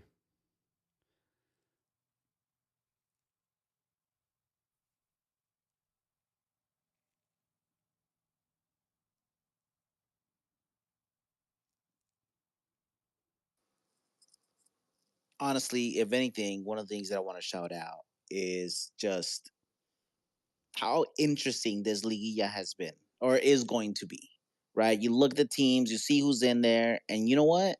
You have some dark horses in there. And I'm not just talking about Los Potros de Hierro de Juárez, right? Like there's some decent contenders in there. If anything, I'll be honest with you, the team that's really caught my eye, and I said it before, Larcamon's team. I like the way that he plays. I like how he maximizes his players and the potential of any squad that's put before him. So that's why I say watch out for it. Cruz Azul is not playing sexy, but they're getting wins. I don't know how far that's going to take us there. Granted, the defense has been immaculate. They've been working really well, but Larcamon is the man to watch. And if any team has a chance of booking his services, they should do so. Yeah. So, like, I just wanted to also touch on Cruz Azul and Toluca. And the thing about this game that I was keeping an eye on in this 2-2 draw was like, this is who I think is like whoever wins this match is who I believe will win the league or has the best chance aside from Club America to win the league. And it ended in a 2-2 draw, and so I don't know who to go with. Um, but one interesting thing is for Cruz Azul is that Andres Montaño, the 22-year-old from Mazatlan, he got an assist, right, and he's a starter, and it looks like he's cementing himself as a go-to center midfielder for Cruz Azul under this new regime. Abdias, what do you got to say about this guy being the resident Chemo? I like him, man. Honestly, he plays well. Like I said before, he's becoming someone who you can rely on to be consistent in the pitch. And that's what Cruz Azul needs right now, especially at this time when the the gameplay isn't attractive, isn't what you want to see. There's a lot of inconsistencies, such as like Charlie, when you're like, wait, what the fuck are you doing? Like, granted, the team has to function on individualities right now, pero la estás cagando. So it's nice to have somebody there who is. You know what? I wouldn't be surprised if I somebody saw a who's parade. safe. Oh, because this is the guy who's benching Charlie, and there's a whole fucking store full of people who hate that guy and want to see that guy never play in the team again, right? And yeah, Montaño is the guy who's benching him. I think it's pretty cool. He's from Cabo San Lucas.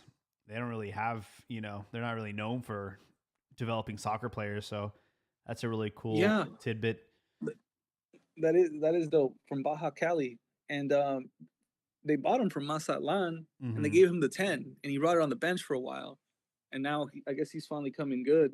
And then you also have Luca Romero, who is 20-year-old Argentine, kinda born in Durango. There's rumors about us like calling him up and doing the one-time switch. The thing about him is that he's only got 2 goals and 1 assist, so it's not like he's tearing it up. Yeah. He's what someone to maybe who would be in his position? Is he like winger or what is he? Yeah, he's a right winger, maybe a center attacking midfielder. I feel like that's one role, that's one position that we don't really need to fill, Well, who do we got? We got Piojo. We got Piojo. Or Lainez. We have, unfortunately, Antuna. We have. He's not getting called up, I don't think. Lainez. I think that's the replacement, right? You use him to replace Antuna because, let's be honest, he's had such a deep decline that why would you call him back? Yeah, Tigres has kind of like ruined a lot of the wingers, Osiel Herrera was one, Lainez, you have Cordova, you have all these players, man. I'm like, damn, dude. Marcelo Flores, yeah. We'll see. I mean, who's been doing okay. We'll see if Chucky does anything. But Rotondi, that man, was a guy with a beautiful highlight reel. He does like a rainbow flick on the corner kick, beats his man, crosses it, or kind of shoots it, and it goes wide. Beautiful play by Tecatito. I'm like, damn, there's a guy who can beat his man. Just so rare nowadays, in this new soccer age of systems where all the flair is dying out. Yeah, it sucks. Tecatito kind of like missed his window, I think. He was in that same era as like Chucky Lozano. I really thought that he was going to be fighting for that starting position with Chucky, and then he kind of, I know he's been an injury-prone player, but there was a time when he was at Porto and really tearing it up out there, and I really thought that he's so good, dude. On the ball, he was so good, but he's so weak in like like consistency, man. You know, he was always injured. He had marital problems. Yeah. I think he had like family issues, something with like a baby dying, which is unfortunate. I think his wife was like abroad with him, depressed, something like that. He's been a player Um, that I've been waiting for a long time to be like, this is our guy, you know. And I remember him being in Nations League and you know him being on the pitch and just like not being a factor at all. And it's like, man, there's just some players, unfortunately, that when it comes to the national team, just never become that person. You know, they're still like a role player. They don't live up you to know, the expectations. on paper, our trident of that era should have been Tecatito, Lozano, and Raul. But like they only played a handful of times together, and they were always out of sorts and injured Hmm. or out of form. Yeah, Never panned out. yeah, it's super rare. Also, What what? was well, just really quick on that note for tridents, that was also supposed similar was Gio, Chicha, and Vela. At one point were called to be the main Well, attackers, I think and in for 20 different reasons they in 2010 yeah, but there's that was the biggest opportunity right there. But Aguirre yeah. decided to be a fucking dick and use Franco instead. But the opportunity was there for the taking, you know. Carlos, I mean, I still think about that those friendlies we had leading up to the 2010 World Cup where we beat Italy, dog. We beat the World Cup champions at that time.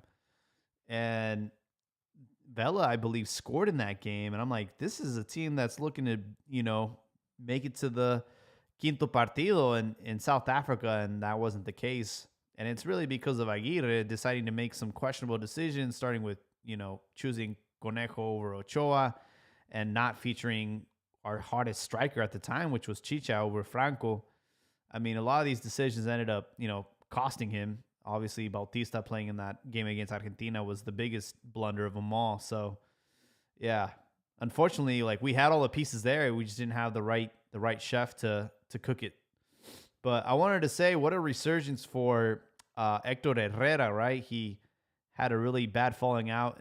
Houston, you know, his last game, I believe, for the club, he spit at a referee or did something really inexcusable. And at Toluca, he's, you know, on the path to potentially win some silverware this season. What a resurgence for a player that had kind of been erased.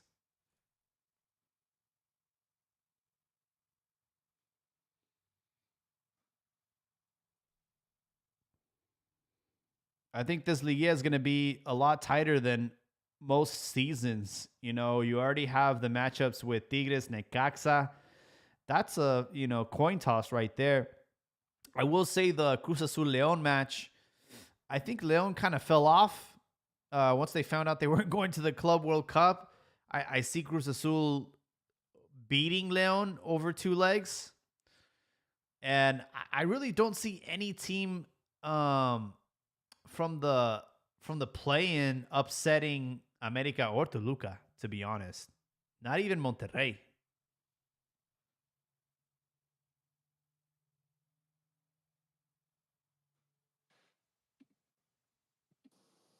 Yeah, no, I don't see Monterrey doing that. I do see Toluca moving on.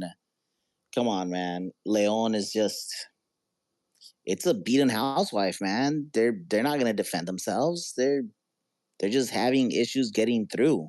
In fact, it's already been rumored that the team is being sold off for pieces, right? Like they're already offloading a lot of their players, knowing that they can't go. Granted, and I stand corrected from something that we spoke about in a couple pods ago.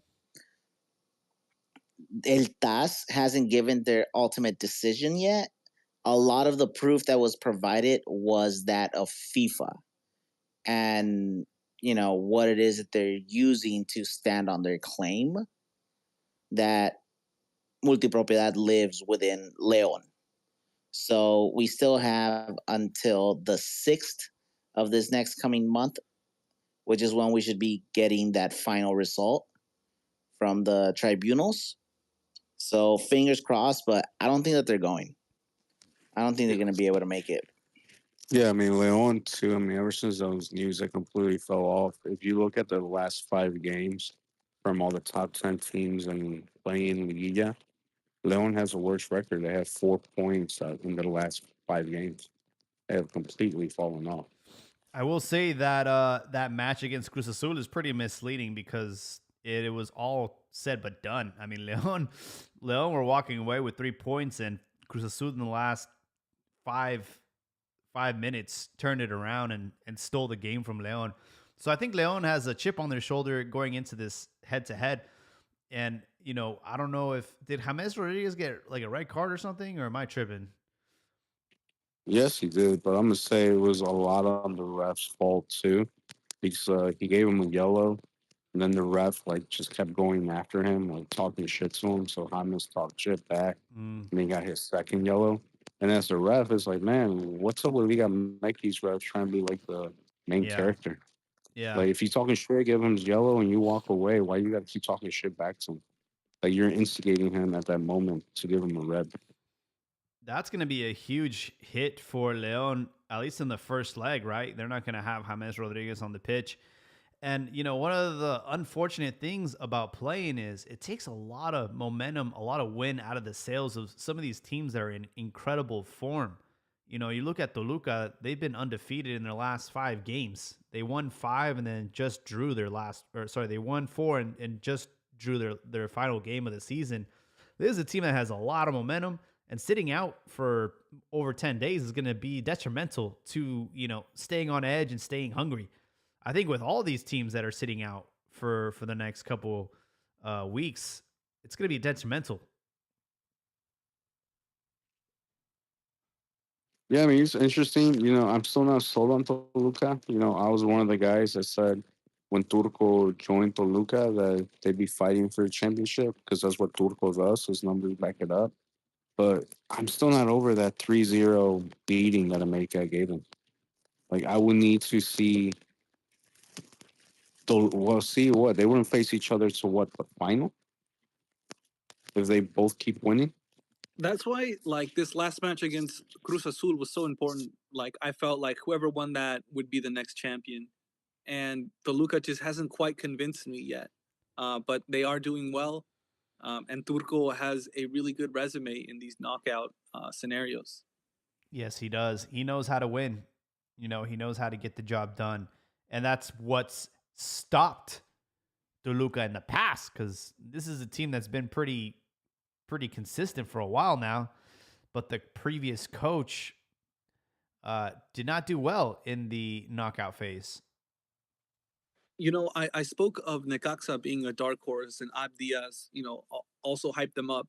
And the matchup between Necaxa and Tigres is going to be a good one because it'll solidify both of them, either one, as a contender, right? Guido will have, who has a star-studded lineup.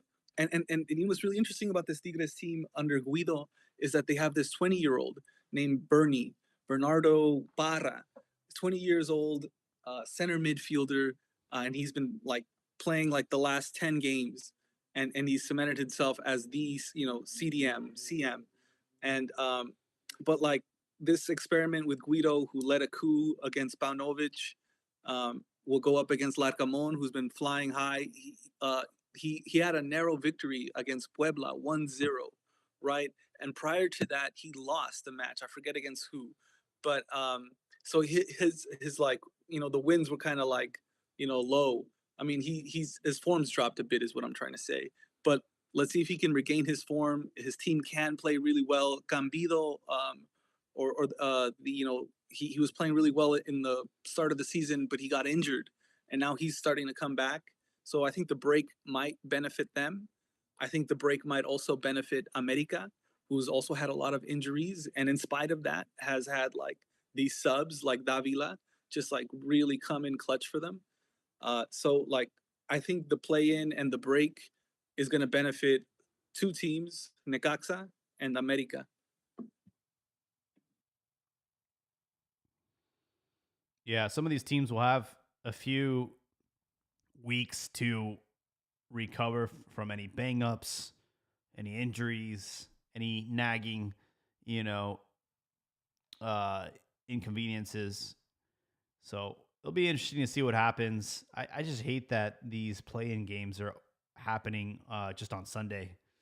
I kind of wanted them to be spread out, looks, have something to look forward to on Saturday, but they're gonna both be on Sunday, back to back. So Juarez Pumas at 4 p.m. and then Monterrey Pachuca, which is probably going to be the more entertaining of the two. Pachuca, I would actually favor them in this matchup.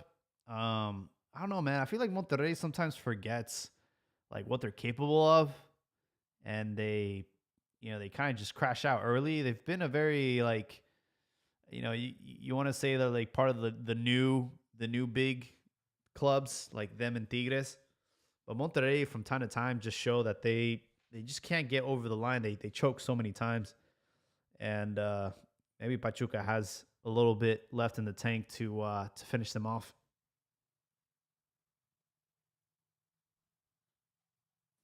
My boy Elias Montiel, 19-year-old, has been playing almost all the games, been amazing for them. And they got a few other guys that are just really solidifying themselves.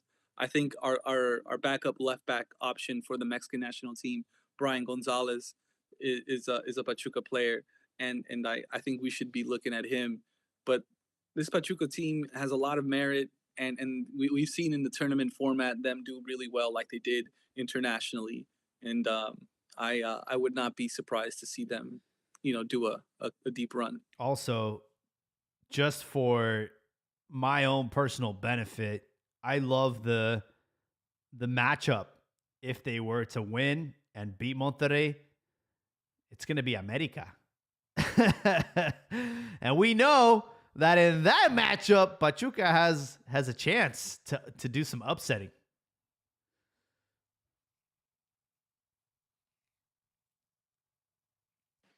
That's true. That's true. But the thing about about Pachuca is they're coming off a 2-1 loss to San Luis. And I saw some of this. I saw the highlights, right? And then I saw how they lined up. And I feel like San Luis got the better of them with their two strikers, and Pachuca had was going toe to toe with the one striker on a center back, and then the other striker on the other. And I feel like they paid the price. But like this Pachuca has been, a little volatile. Like Idrisi hasn't been as good as when he first came, and Rondon is like I think 36, 37. So like maybe they're not as good as they were last year, which is unfortunate. But that might be I think the reality. Psychologically though, if you're America and you've seen like this team has inconvenienced you time and time again, I think America would prefer just not to encounter them at all in the playoffs. And then especially like say Pachuca does beat Monterrey, you have that momentum because you've been active, and then you go into that Liguilla match against America, and all of a sudden, you got a lot more energy, a lot more inertia in your favor. So I would love that matchup. As far as the other one with Juarez and Pumas, I could care less. Just for the lulz, I would love to see Juarez upset Pumas. But neither one of those teams will have what it takes to defeat Toluca, in my opinion.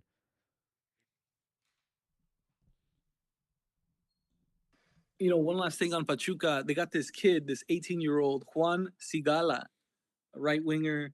He's been starting. I think he started like 4 games ago, and he's been like the mainstay on the right side, which is interesting, given they have some guy named Owen Vargas, and I think Kennedy can play on the right. You have this kid come out of nowhere and kind of almost start to establish himself as the go-to guy on the right-hand side. Oh, you also have Emmy, the kid who went to Salta de Vigo, on the right. But watch out with this kid, Sagala or Sigala. I think he's someone to watch out for at only 18 years old. Mm. Somebody on the Reddit of Liga MX aggregated or just added all the points from the 2024-2025 calendar, with Cruz Azul being in first place with 75 points, Toluca in second with 72, Tigres 64, America in fourth with 61. Monterrey in fifth. Pumas 6th. León 7th. Necaxa in 8th. San Luis 9th. Tijuana 10th. Chivas in 11th. Juárez 12th. Pachuca 13th. Atlas 14th. Mazatlan 15th. Querétaro 16th. Puebla 17th. And Santos in last place with 17 points, man, over the two seasons. So shout out to that person doing the math, but it's been clear that Cruzul has been the most consistent team in the 34 matches. Honestly, the top four have been very consistent: America, Tigres, Toluca, Cruz Azul. And as far as like Santos, Puebla, Mazatlan, Querétaro, like where is the punishment? You know, where is the discipline? You know, getting slap on the wrist and not getting relegated is such a damn shame. You know, I think there are teams in Liga de Expansión that are head and shoulders above teams like Santos and Querétaro. I would love them to get promoted.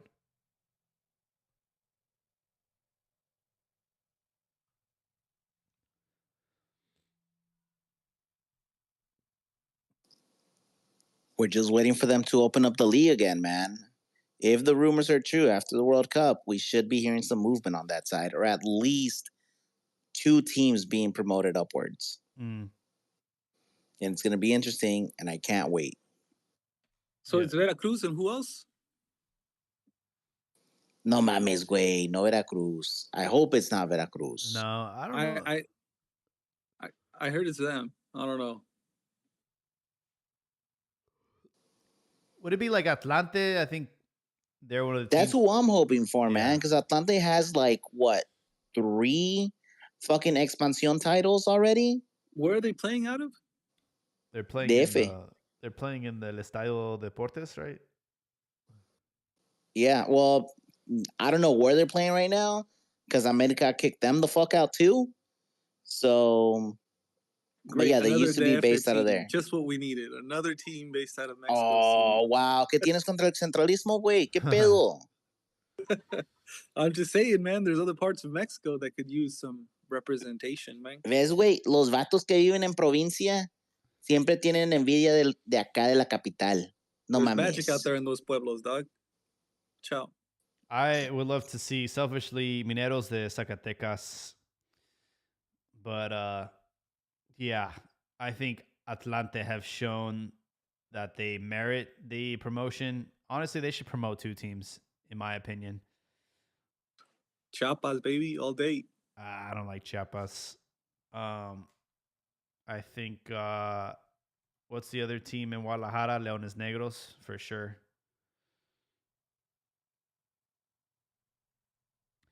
It's going to be interesting to see what happens this summer, right? We have Edson Alvarez, who is no longer needed at West Ham. West Ham had a terrible season, 17th position. They're out of the relegation zone, but Edson Alvarez is kind of like falling out of favor, and he will be leaving. At least that is the latest rumors. Would be curious to see. I've heard Dortmund and Monaco. I think him at Monaco would be great. I think he'd really enjoy it there. You know, Monte Carlo, south of France, French Riviera.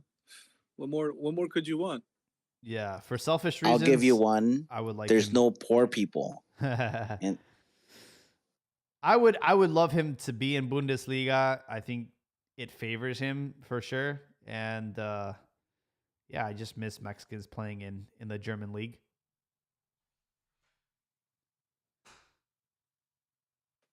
Yeah, I think that move might suit him really well. Dortmund, like, they're constantly building and deconstructing, and you know, I feel he could do well in the German league. And then Santi, how's my boy Santi doing? I don't think he's doing too well. I don't think AC Milan's doing too well. And this move might not be, in hindsight, you know, might not have been the best thing for him. Santi was purely a marketing decision, especially after seeing the Pulisic documentary. How the team has American investors and how they were very interested in having American players on the team for marketing reasons, for expansion reasons, to capture the audience here in North America, who there's a lot of money to be made here. And there's no doubt in my mind that Santi also fit the criteria to, fulfill the Mexican American fans that are, in this country. So I don't know if he is a long term fit for Milan. I will say that organization is kind of a shit show right now. But he just joined, so I don't think he'll be moving anytime soon. Yeah, they just dropped 40 on him, or 30, like close to 40. And so I don't think they're going to move on from him or anything like that. But I was talking to my Italian homie who lives in Florence. He's out here doing his grad school. And he was telling me that everyone was talking about how at the start of this season, AC Milan was getting a lot of attention in the Italian media for implementing Moneyball. Like they're saying they're trying Moneyball this season, and let's see if it's panned out. And it hasn't, obviously. But I thought that was an interesting narrative from abroad in regards to AC Milan from the paisano over there. Oh, that's cool. I love Florence. It's a beautiful city, really good food, really good chocolates. And yeah, I really enjoyed my time out there. I also think when I went, they had a really competitive team. So yeah, shout out to You know, Fiorentina. When I kick it with the Italian homies, I gotta say we have a lot in common. So shout out to all the Italian homies. Oh yeah, dude. I love Italy. It's my favorite country in Europe, honestly. I spent a whole month out there. Love the food, love the culture, love the fact that they're obsessed with soccer. But I'm definitely a more fan of the South and Napoli for sure. They're more little rugged, a little bit more thuggish, a little bit more blue collar, and that's what I love. It really reminded me a lot of the culture in Mexico. When I was up in the north, I felt underdressed and poor, especially when you're backpacking. You can only pack a little bit of clothes. But Milan's in a nightmare situation because they've made a lot of signings. They're spending a lot of money, and as of right now, they're out of Europe. Right? They're not even anywhere close to a Europa League spot or Conference League spot or Champions League spot. So that's a little alarming. And for our boy to be out there, Santi, it's also, what was the other team that was rumored with him? It wasn't just Milan, right? There was another team that was interested in signing him. Nottingham Forest, who's doing really well in the Premier League right now. Yeah, that was honestly, I think he should have just stayed at Feyenoord. I think they pulled the trigger a little. And Dortmund. The thing about Santi and both these options was that they're both teams that don't generate a lot. And Santi's a guy, I think you got to feed him. I think he does best when he's trying to find the channels in on goal. And so what's it called?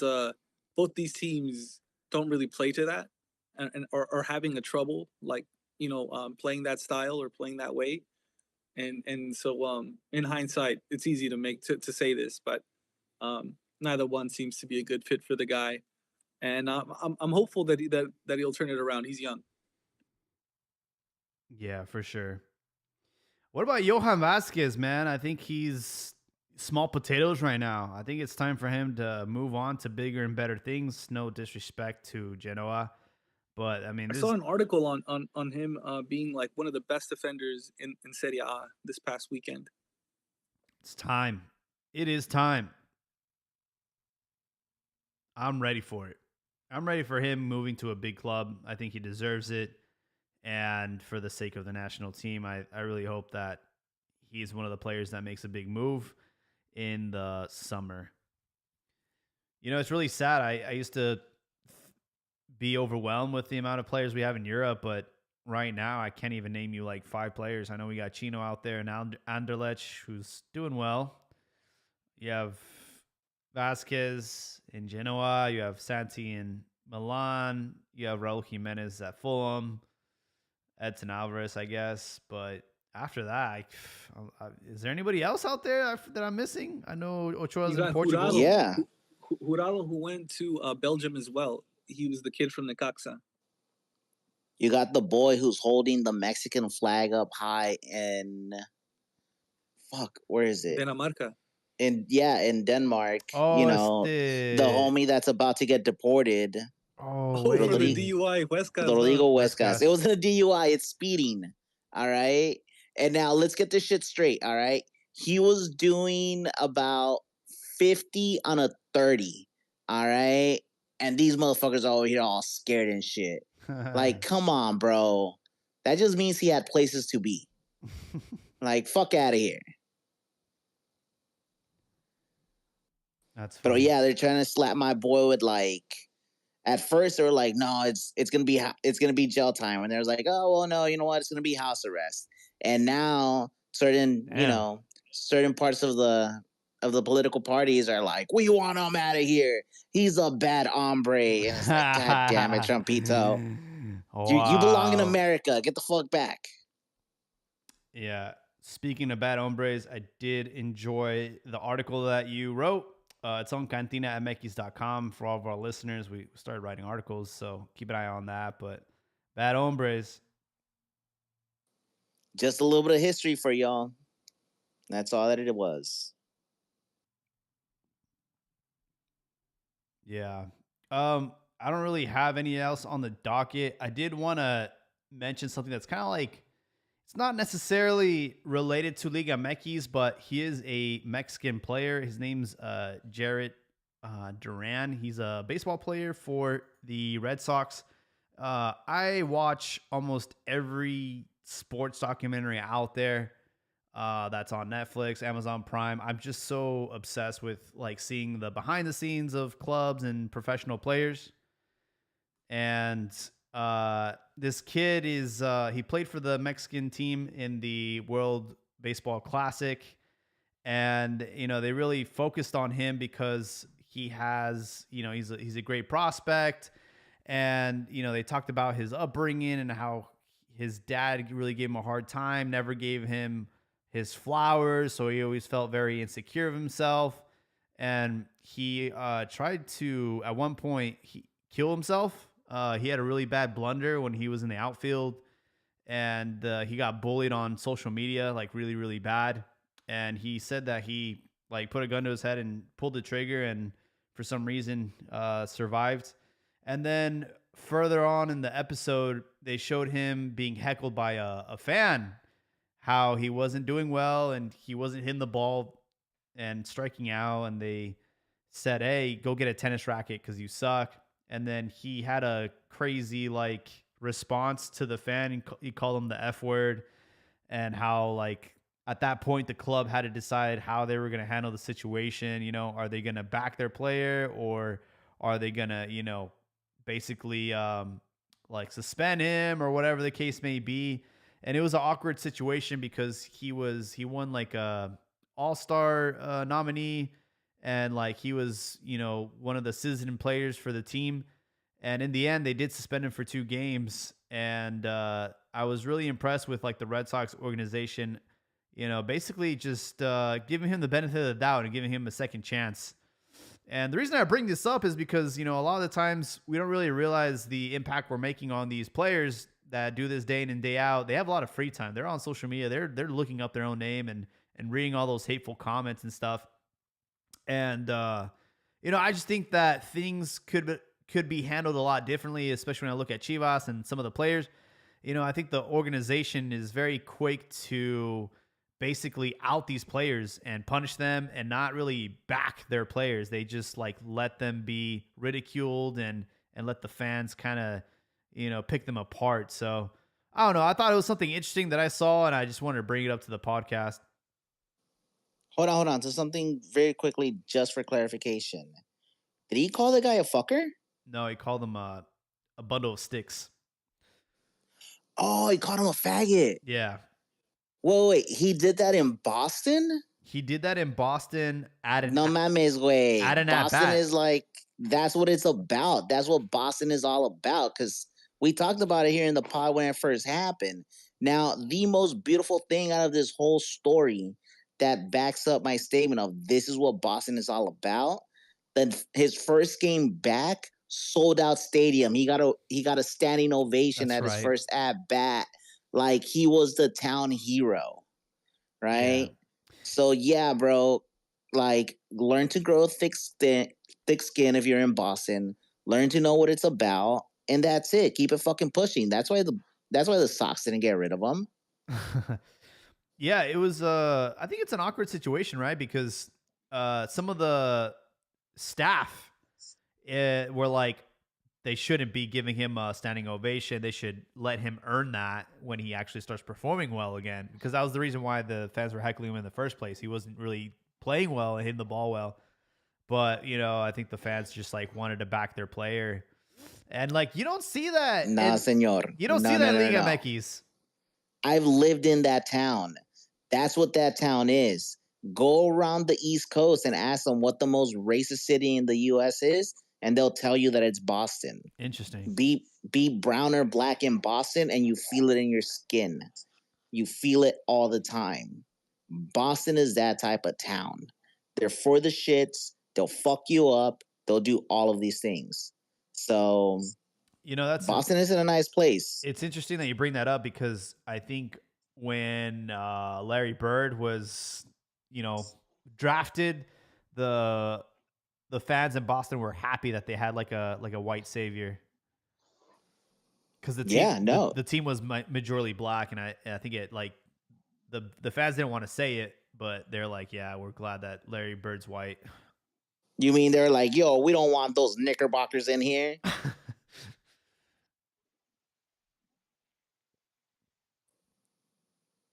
Yeah, I'm obsessed with like all these like sports documentaries and seeing like the inside behind the scenes and player psyche and stuff. And I'm like, damn, bro, like why are we not doing this for Liga MX? There's so much fucking drama. It's like a novella every fucking week. And I'm like, if we were able to like do this as a Netflix series, bro, everybody and their grandma would be watching Liga MX week in and week out. That's what I was hoping would happen when Ryan Reynolds and Mac from It's Always Sunny got part ownership of Necaxa. But so far, there hasn't been any movement on that side. But at the same time, man, this dude, they have their fingers on so many fucking things in sports, because now they also own, I think they're majority owners of Alpine F1 racing team. Wow. So they're all over the place. So, it's what happens when you have lots of money and a lot of connections. Yeah, I know that Wrexham are back in a automatic promotion. At least right now, there's still a couple of matches left in the championship division, but they are right there, man. They are right there in that second spot. And that is a beautiful story of what good management, having deep pockets, and just gritty players will get you. For the past, 3 to 4 years, they've been constantly just chugging away at this project and getting results. So good for them, man. For sure, folks. We're at the 2-hour mark. Want to give everyone the opportunity to have their closing thoughts, and then we'll put a bow tie on this episode. Oh, real quick, Jaime, can you give out the address for the Cantina website? Yeah, it's cantinamx.com, and you'll land on the homepage. We have a merch shop. We have the podcast on there in case there's a podcast app that you specifically use. It has all the other ones, and then it has a little article page now, so you can click on that, and then it'll take you to some of the articles that we've written in the last week. And obviously with this, we're committing to writing more. But yeah, very excited about this. Okay, nice. Yes. Yeah, and I think it's if you listen to the pod, sometimes panelists don't get to expand, and that's a good place to go and see their thoughts, read their thoughts, I should say, like a more in depth. Absolutely. Who wants to go first? I'll go first, man. I already got the microphone. I'm gonna talk about Chivas just because I feel that as bad as they're being painted, I don't think they're that bad. I just think that they just can't compete with the top four monetarily. Chivas is owned by OmniLife. OmniLife is pretty much dietary supplements. They're not nowhere near what FEMSA is, or Cruz Azul, or Cemex, or even a Televisa. So that automatically puts those teams way ahead. Toluca, I know the owners are old money, but I'm not sure what they're tied with. And then, of course, the broken record is Chihuahua only, the Maxi only handicap. And I would say it's not so much that the player, for me, it's not so much that the Max player isn't that good. It's just that there aren't that many, and it's just easier for like a Pachuca to go to South America and get 3, 4 seasoned veterans and stay competitive. And so that's where they fall back. And so with teams that are, they're on top of it as far as bringing in good refuerzos, and I will put Toluca right there. So, and then you have Toluca, Pachuca, and whoever, and that pretty much leaves Chivas around eighth, ninth. When we're talking about being able to build a team and keep a competitive team, and even though they're like, that's kind of like where they're at as far as the squad, they've been about 6 points. They're always like 6 points, which is just 2 games, which just shows just how competitive this league is and how even it can be. Because they've been 6 points from top four and 6 points from, you know, like this time around from having qualified in a better situation.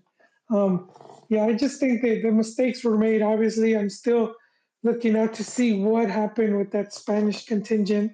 They sacked the Spanish coach, and then the other guys, they were in management, they follow almost. They got rid of them at the same time. Um, but I don't think they've been as bad as they were in previous years. And I think people forget so easily how the club ended up in a ditch. And that was with Vergara being sick, his wife, and Higuera in the background, pretty much doing all these crooked deals and stealing money and all the lawsuits. And so, the club lost a lot in that whole time of Vergara being sick, Vergara passing away, and then that transition of power to his son. And I think he's been doing a decent job. He's gone after some capable people to try to manage the club. And we've seen the improvement because we had it a while back, 4 seasons without even qualifying to the Liguilla. To now, they've been close with a final where they were 2 goals up, and then a semi not too long ago under the coach that just decided to leave for a better opportunity. Um, so I think despite this hiccup, I think the media has blown things more over proportion. I think the team is in stay on course. I think they'll be back to fighting for a campeonato. I just feel that they just haven't been able to get the right players for the club. I know people like to say this is the last talking point I'm making here, with the whole players go to Chivas to get ruined, but we've seen many that go and have really good careers, like Bofo Bautista, even Pulido before he left. So there's been many players that end up doing well, and I think it has to be players like that I mentioned that they love the club and they want to be there. That's it. That's my final thought. It's like Forrest Gump, and that's all I gotta say about that. Pretty much, yeah.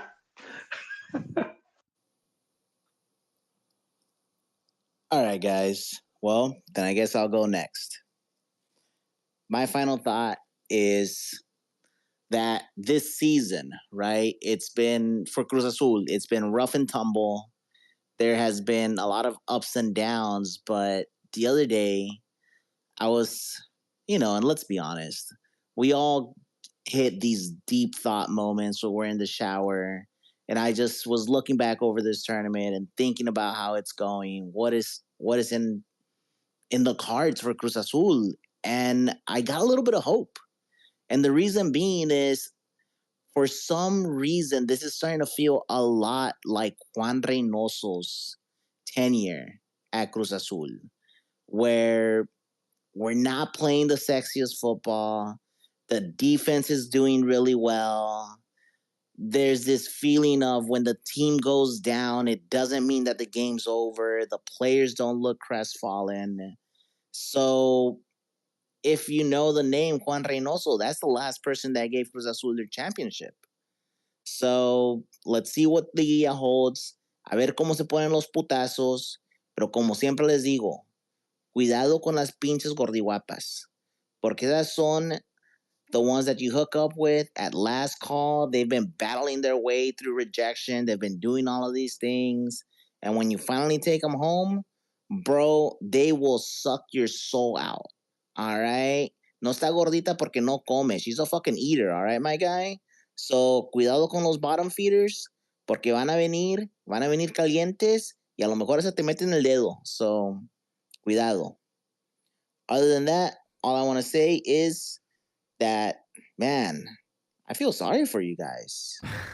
We spent an hour and a half talking about the woes that is Chivas. Yep. All right. So I hope that you guys are doing okay. I hope that everything pans out. And, it's like seeing my retired little cousin get beat up at school. Like, I want to see you do better, man.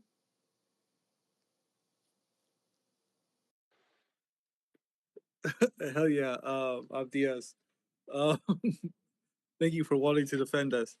But I my closing thoughts. I want to shout out Jaime and Abdias for their article on Cantina MX. Good reads. I like them both. So my closing thoughts, as always, the Jóvenes rundown. This last jornada we had 69 youth players, or 18% of the total available players.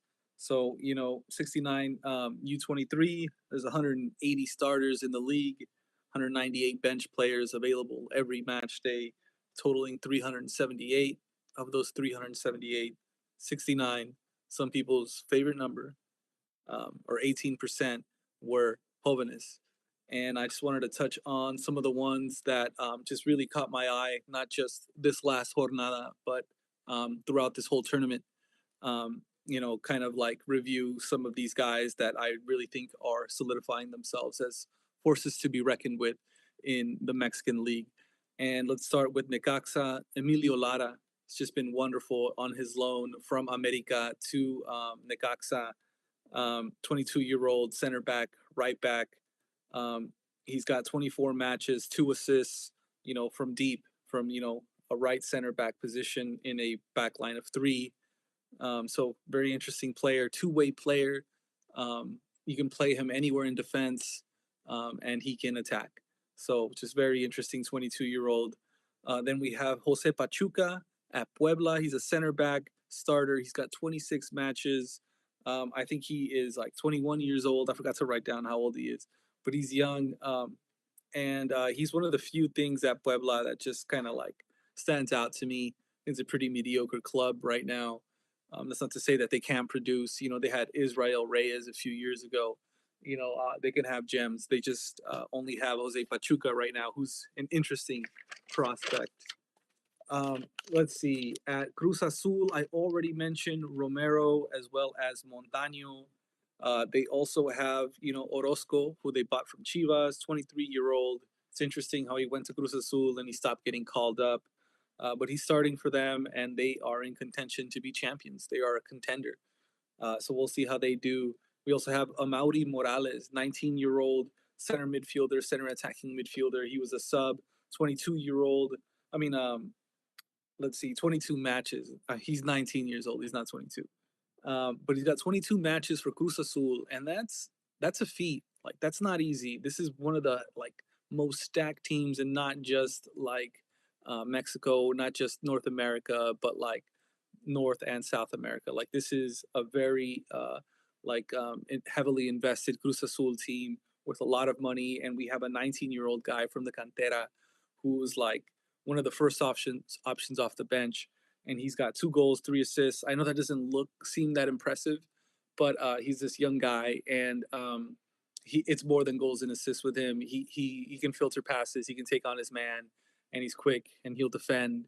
So just one of the really impressive players that's under 23 to look out for, Amaury Morales. Let's see. Then let's go to America. I've already praised them for their canteranos. They started off the season with like all cantera for the first 3 games. I think they got 9 out of 9 points. And then like they started incorporating their real squad, and they might get their 4th in a row, which is crazy. But like their star U23 player is Ramon Juarez, who is getting called up to the national team, a starter for America in their legendary, hopefully not 4P, but he's just an amazing player for the. I think he's going to do wonders for the selección in the future, and he's doing really well for America. So shout out to him. And he's been doing it for so long that he doesn't even feel like a jovenazo, but he's only 23, so very young guy. Still got a lot to offer. And let's see who else impressed me. Chivas, we've already mentioned them. They got a whole lot, the most this match day. Camberos, obviously, just a great kid, 18 years old, can take on his man, create something from nothing. There's a whole lot of other guys that we've already talked about, but Tigres, I've already said Bernie Para, 20-year-old center midfielder. He's got 10 matches, but like most of those matches are recent, and a lot of them are starts for Guido. And so 20-year-old center midfielder for Tigres, I've already said it, no easy feat. Look out for this guy. And if Tigres beats Necaxa, then they'll be the dark horse, in my opinion. Necaxa beats Tigres, they'll continue to be the dark horse to win it all, in my opinion. Pumas, you have Alex Padilla on loan from Athletic Bilbao, 21-year-old goalkeeper. A lot to be desired. Not the best way to start a season. Maybe it wasn't a good idea to loan him to Pumas. It's kind of in flux right now as well. They just barely made it to Liguilla. I don't expect him to go far, but he's got some good tools, but he's got a lot to learn. Hopefully he can turn it around. 21-year-old goalkeeper for Mexico. I've already hyped up Rubalcaba a lot. He's a left winger, 23 years old, from San Bernardino. I like him, but he's kind of fizzled out. But interesting player. And I gotta wrap this up. Let's see, who else do I want to shout out? Cholos. We got Gil Mora at 16 years old. He got 30 matches. He has 30 matches at 16 years old. Wonderful player. You have Alejandro Gomez, 23-year-old. He started this last match where Cholos won 4-0 as a center midfielder, but he can play center back, he can play left back.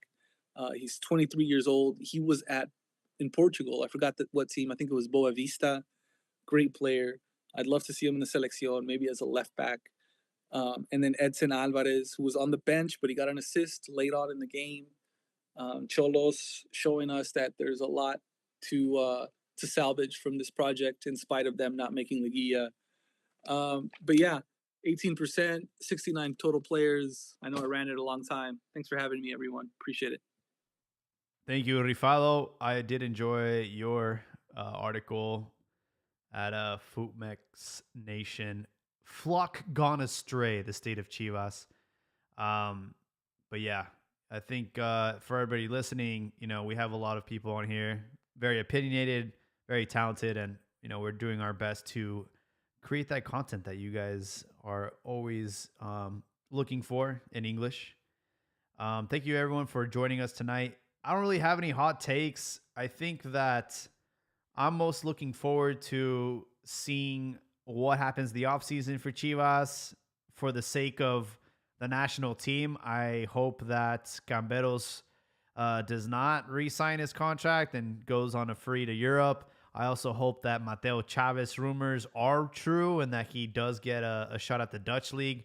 He's a very exciting player. He's very young and the son of Tilon Chavez, who was a player that I really, he was one of my favorite players growing up. So it's really nice to see him carry the torch and hopefully surpass him, his career, and make that flight to Europe. And, this very next season could be dead on arrival depending on which coach Chivas end up getting. And I really hope that they are not impulsive and just go after like the first person. I heard rumors of them reaching out to the San Luis coach who, they finished even worse than Chivas this season. So to me, that doesn't make any sense. But yeah, I mean, depending on which coach they sign, if it's Jimmy Lozano, this project is dead on arrival. Like, I'm not even going to watch the next season if that's the case. So there's going to be a lot riding on Amauri and the front office and see who they're able to sign as coach. And most importantly, just like making these tough decisions on some of these players, the ones that are charging us quite a bit on the payroll. Your Chicharos, your Pulidos, your Pocho, Guzmans, you got players like Brizuela. There's a lot of players that it's time to make a decision. And I'm all for turning this into like Tapatio 2.0 and just going with the youth. At least there'll be some, silver lining there. And as far as the play-in and the overall Liguilla, I might have to be Cambia Rayos this playoff and root for Necaxa. I think they're a fun team as a neutral. They're not a threat to, the titles like Chivas are. I think they only have 3 in their history. So, for Necaxa to have a deep run, I think that they can beat Tigres and get into the semis at least. So I'm going to be rooting for them this Liguilla. And also, if Pachuca does handle business against Monterrey, I really would love that matchup against America in the quarterfinals. So, yeah, we'll see what happens, but we'll be here to cover all that next week on our next episode. Thank you all so much for your support. Please check out our website, cantinamx.com, and we'll catch you on the next one. Good night.